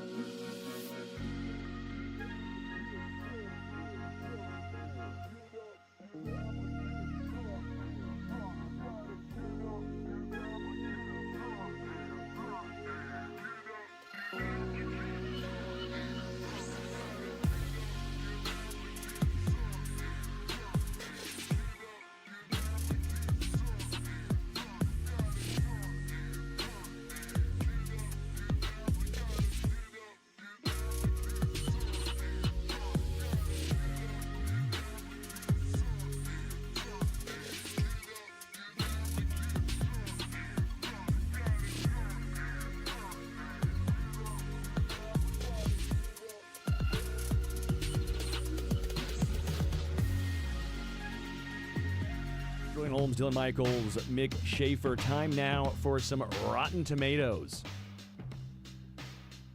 Jason has to go cover the Final Four, so we get to have fun. He gets to go. He gets to go. Exactly. He has to go. No. No, he gets to go. And we get to have fun. Rotten Tomatoes, how it's played is we will all pick 3 movies. We go around the room. Myself, Mick, and Dylan. And what you do is we will all guess the tomato meter, which is the critic meter. Then we'll guess the popcorn meter, which is the audience meter. You can only be 3%. So if I guess, let's say 40%, Dylan has to either guess 43 or 37. No 41. We're not doing that. No 1% off. If you get the closest, you get a point. If you get the exact number, you get 2. Mick Schaefer, you go first. I'm going first. I'm going to have a theme with mine, and afterward you guys can maybe guess the theme, okay? You ready for it? I'm Not ready the for theme, but you ready for my first movie? All right, here it comes. Critters. You ever seen Critters? I've never seen Critters. Dylan, have you seen Critters? It's a horror film. Can you give us a little background of this? I'll tell you. When strange fuzzy creatures from outer space arrive on a farm, the Brown family, Jay, Helen, and their daughter April, and their son Brad, must fend off little aliens. 2 bounty hunters with superhuman abilities follow the aggressive beasts from beyond. They made a few Critters movies, I believe. Oh, wow. This is the first one. This is the original, 1986, PG-13. So it must have done well enough to require multiple Box follow-ups. office smash, fellas. Yeah. Any famous folk in this? Yeah. So Dee Wallace, I believe she was the mom in. Was she the mom in Poltergeist? No. You guys know that movie? Heard of the movie. You've heard of? That's They're Maybe. Here. That's that one. Yes, yes. Yeah. The static on the TV. let's see. Yeah. Yeah, she's from Kansas City, Kansas, by the way. Wow. There we go. Good for her. She's best known for. The mom on E.T. How about that? The mom okay. on E.T. is in Critters. So she did a lot of extraterrestrial movies. Apparently. They saw her work in ET and go, Like, we have she can just the handle person. aliens. Yeah, Scott Grimes, you've seen him and stuff. maybe. Dylan, I'll let you go first here. So we're doing tomato meter. Yeah, it's the critics first. Yeah. The Critics, I'll thing. go 35%. Oh wow, I'll go 38% on the critics here. Fellas, this is the big time movie, okay? 52%. Wow. Sterling gets the point. Man. Point me up. Well regarded. Point me up. I'll go first on the audience. I feel like the audience, this is a cult classic. I'll go 73%. Okay. Yeah, I'll go 85%. You guys have never heard of Critters. 45%. that's The a good critics point, yeah. somehow Critics liked it. the critics liked Critters. Yeah, I've never seen Critters. I apologize. They might have for thought the name was Critics, and they're like, yeah, we'll go for it. that.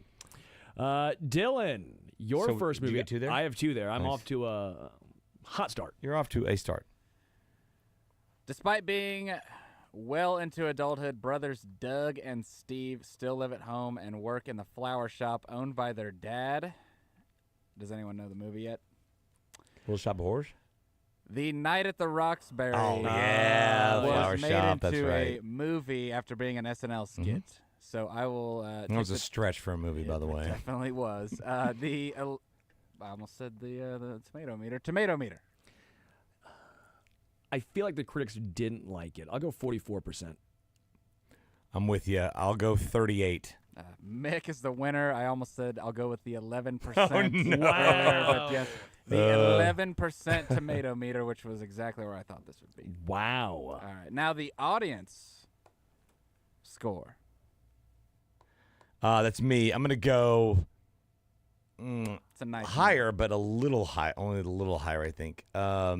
Now I'll do 38% again. How about that? I'll Worked out the Sterling. first time. I'm going to double down, 44%. Sterling is the winner. It is a clean 69. Whoa. Wow. Nice. That is a clean number. Nice. And so yeah, Better be the, a clean number. right? The audience liked it a little more. I'm sure it had nothing to do with the SNL skit with Jim Carrey. Yeah, none of that. None of that.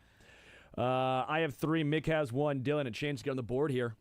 Outrageous situations occur when a popular reporter from Kazakhstan comes to the United States to film a documentary? Borat. We are talking about Borat. First one. Critics. Mick, critics. This is definitely critics gonna be way lower than Not audience. alive. I'm gonna say critics went with a 42%. Yeah, I'll go 35 on the critics. You boys could not be farther off. 90. No way. 90%. What's happening? Borat, Cultural Learnings of America for Make Benefit Glorious Nation of Kazakhstan got Did I a get, 90%. Did I get that one? Was I higher? believe Yeah. I believe Mick got the. By being 50% I off. feel like no one deserves a point there. Shut up. Give it to me. I feel like no one should. That's just shocking. The snobby nature of critics. I know. Loving Gave Borat. Borat a 90. It was 90. really well done considering all Yeah, the you know. stuff people they had to like fool and all I that. do yeah. remember at the Pay time, off. Yeah. like it was highly regarded when it came out, and The sequel might have been better. I think it won a I couple don't know if I Sundance saw the awards. second one. Because his quote unquote daughter who plays in the sequel, she is hilarious. She's an amazing actress. I will need to watch that. Doing the stuff she did. What do you think the audience thought of Borat? Well, I thought they'd be higher, Yeah, I but it know. was 90. 90, Audience probably went 88. 88. Yeah, Dylan, I'll go 85. 79. Dylan Wow, Dylan's on the board. man. Finally. Dylan on know the board. movies. 3-2 to 1. Yeah, Borat. Found the DVD of Borat the other day. Might need to pop that bad boy in. You watched the DVD? Well, I have. What do you do with DVDs now? I have a whole bunch of them. Just do you kinda do you- collect dust, Do you I think. donate them? Do Throwing you, stars. They're like, they could be the decor. It's decoration. okay. Is it like albums in 20 years? We're gonna look Yeah, back and be like, same. people are gonna collect DVDs. It Same- is like same deal. artsy, like, hey, like we put all the DVDs on a string of when you were born. For But like a we're like 40th no or longer 30th. there though. Yeah, it's got to be like 20 years from now. Yeah, it's though. almost like a party, favor. like more than VHS. I feel like I was it to say, still needs guys, to I'm make worried a about comeback. VHS tapes here. Yeah, VHS needs to make a comeback first. All right, Mick, your second movie. All right, Civil War soldier develops a relationship with a band of Lakota Indians. Dances with Wolves. You guys heard of that movie? at I have least? heard of that, Okay, yeah. Kevin Costner. Yeah. All right, what are we doing with the tomato meter? Is it Dylan? I think Dylan's first in this one. Was this the fifth version of this storyline where a guy who isn't supposed to fall in love with the enemy ends up falling in love with? Oh, the it's a enemy? very common. Yeah, Yeah. it's a very common. It's actually the theme. sixth one, but This yeah, is, it's close. the same storyline they use for Avatar. Jeez. I'm gonna go with the critics being 80%. Okay. Critics, I will say 87. Critics feel like they love this storyline. On the dot, Sterling. Boom! Two-pointer. 2-pointer. Huge. Up to 5. Nailed it. All right, Wow. popcorn meter. Getting dusty. Can you do it again? 73%. Can you do it again? 73%. Feels like I'm gonna go 90. I'm gonna go 90%. It's a nice love story. I feel Sterling, you should have done it again because it's also 87%, and Dylan gets the point. Thank that would have been huge. I love that we just do that now. I love that's that's a thing. Romy. Okay, my second movie.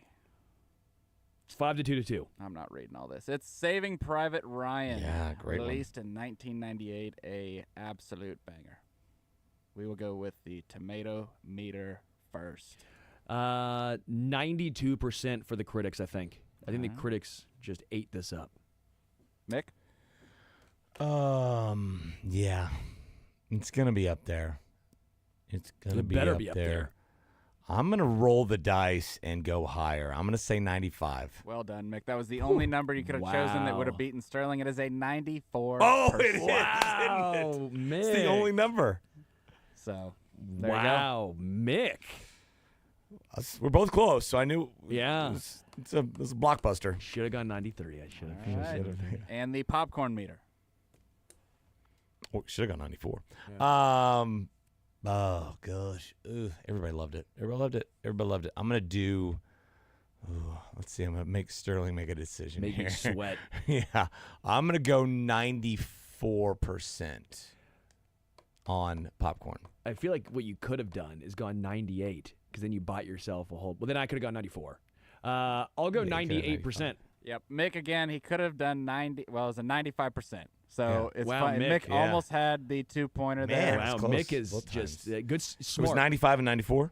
Yep. Nice. Wow. I feel like he has it pulled up on his laptop and his phone, and he's No, like, I can't be. I'm I can't searching to see if these movies copy make copy sense. my work, but don't make it too Right. similar. All right, 5. Mick has 4. Dylan has 2. My second movie, Shrek the Third. Shrek the Third. When the king falls ill, Shrek finds and trains an heir apparent while Princess Fiona fends off Prince Charming's advances. Shrek the Third. It was called Shrek the Third. Or was Yeah, it called not- Shrek 3? It was not called Shrek 3. It is verbatim Shrek the Third. Mick, what do you think the critics thought of Shrek the Third? I mean, it's the third one, so it can't be, I wouldn't think, nearly as high as the first, which is a great movie. But I'm sure this one was funny as well. So the critics probably gave this one, they don't like that they're going after a money grab again. So critics went 77 on this. Okay. I feel like the critics were tired of this after 3, so I'm going to go with 45%. Close, Dylan, 41. Oh, wow. I hated it. Critics said, quote, Shrek the Third has pop culture pop shots galore, but at the expense of the heart, charm, and wit that made the first 2 Shreks classics. Aw. Okay. We will now go with the popcorn meter. What do you think the audience thought about Shrek the Third? Mick? That's me. It should be Dylan. No, first. it's Dylan. Yeah. Oh, okay. Dylan just wants you to go first. I'll go 65. 65. Nicholas. Yeah, they liked it more. I'm going to go 68. Dylan. 52%. Oh, wow. This was the Shrek one. the Third must have sucked. Shrek the Third. What How'd was you Shrek land the- on Shrek the Third, by the way? I thought it would be funny. Shrek the It was. Fourth. What was Shrek the Fourth? Let's see what that one was. Was there Shrek? Shrek Forever After. I think that was the fourth one. Yeah, it was spelled with a 4, too, I think. You know, like a 4 ever after. A little play on words. Yeah. All right, Mick. All right, In Cold Blood. Ooh. Probably read the book. 1967, true crime. Ex-convicts hatch a plan to rob a wealthy Kansas family. Interestingly enough, I didn't know this till now. Robert Blake plays a murderer in that show, and he ended up being a murderer. Yep. So there you go. Tomato meter, Dylan. Oh. Was later I'll- remade as Capote with Philip Seymour Hoffman. Oh, okay. Then I'll go 80. True story, by the way. Yeah, I'll go 80%. Okay. We'll go 84% here. 75%. Good guesses. Wow. Dylan takes it. Dylan, you are now tied for first. It is 5-5. Mick in What do I- last what with do I have? 4. Oh, okay. We have a close game. Close, though. Popcorn meter. 86%. I panicked. I'll go 90. What do we do? It's a tie. It's 88. We've never had this happen We've before. never had it. We both get a point. There you go. Half a point. Yeah. 0.5. So Well, point. then we can't set lines Well done. for that if we have 5. half points. All you had to do is go 3 over. Why'd you go 4 5. over what he did? I don't know. I wanted a round number. We all got 0.5 there. So it's 5.5 to 4 to 5.5. It's a very tight game. Do we have how many more do we have? I got one. And I have one. So we have Okay. 2 left. So you have a chance, Mick. You're not out. I'm not out. Thank you. Appreciate that. You might be down. I just need 3 half points. A psychological suspense thriller adapted from James Patterson's first highly acclaimed novel in the Alex Cross series. Morgan Freeman reprises his role as a Washington, D.C. police detective and psychologist playing through mind games with criminals. 7? And this was the first one. It's called Along Came a Spider. Oh, spider, yeah. Yeah, I think this is going to be pretty solid. I think the critics will say. Good book. You read Yeah. the book? I think, no, not this one by James Patterson. I read the 82%. movie version of the book. 82%. I'm an honest man. Didn't see this one. Or This is read tomato, you said? 82%. Yes. Yeah. 85%. Sterling is the winner. It was 32%. Oh, my God, no Not a big fan of suspense thrillers from books. They were. Huge I thought it hit. was- Wow. It's a pretty good movie, actually. But they did not agree.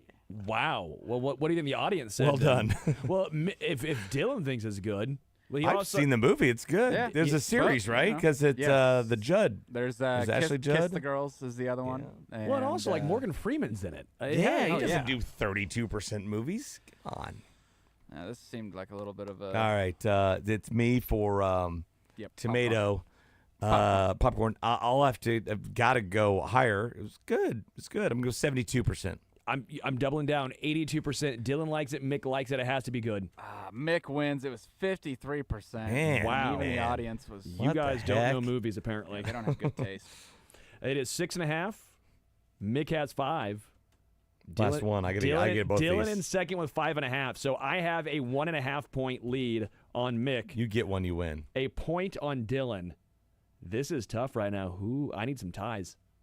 I need some ties, Oh yeah, you're boys. I need to get both of these. Last one. The Sandlot. A serious one. The Sandlot. Oh, man. When Scotty Smalls moves to a new neighborhood, I didn't know his last name was actually Smalls. They just called him Smalls. Oh yeah. Yeah, when Scotty Smalls moves to a new neighborhood, he manages to make friends with a group of kids who play baseball at the Sandlot. Together, they go on a series of funny and touching adventures. The boys run into trouble, though, when Smalls borrows a ball from his stepdad that gets hit over a fence. Critics is me. Ugh. Let's go. They had to like this, right? They had to like this. 90%. Wow.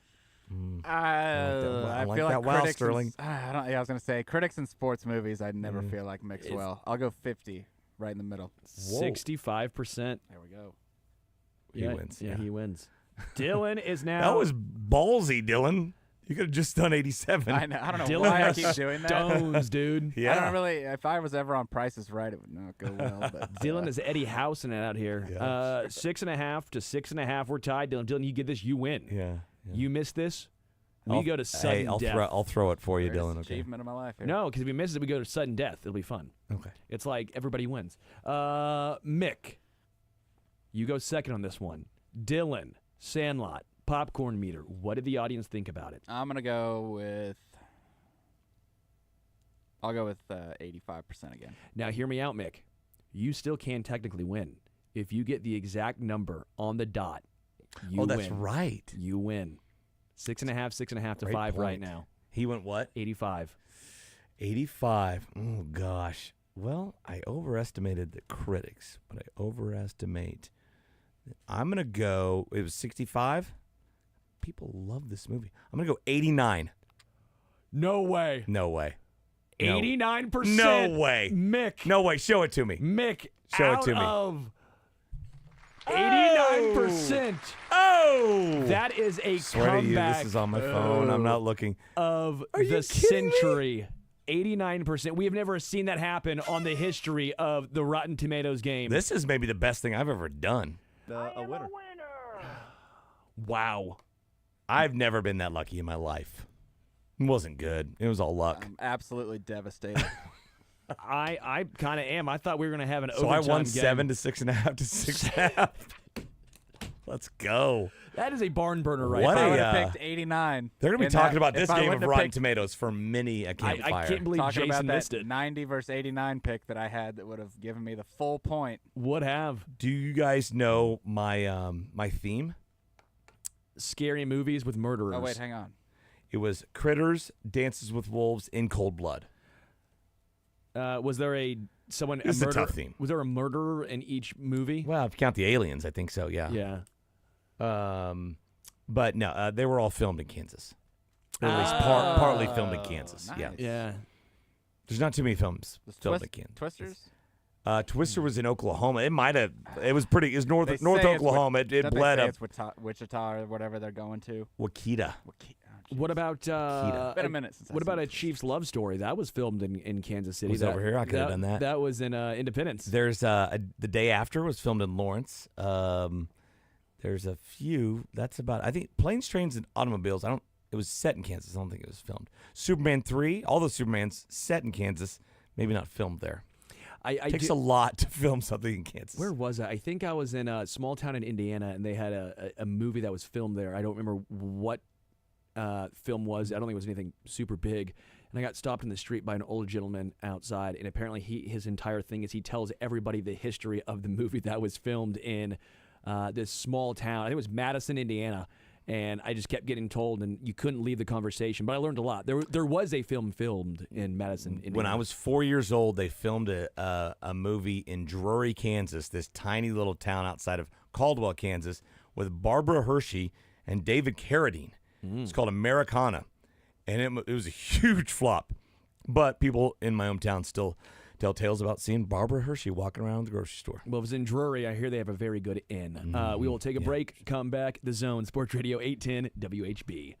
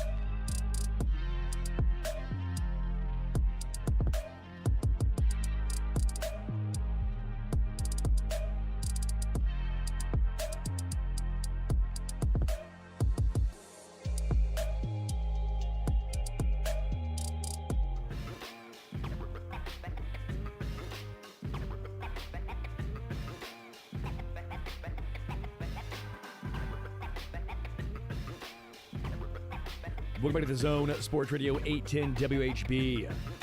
Dylan Michaels, Mick Schaefer, Sterling Holmes as Mick with a comeback for the ages.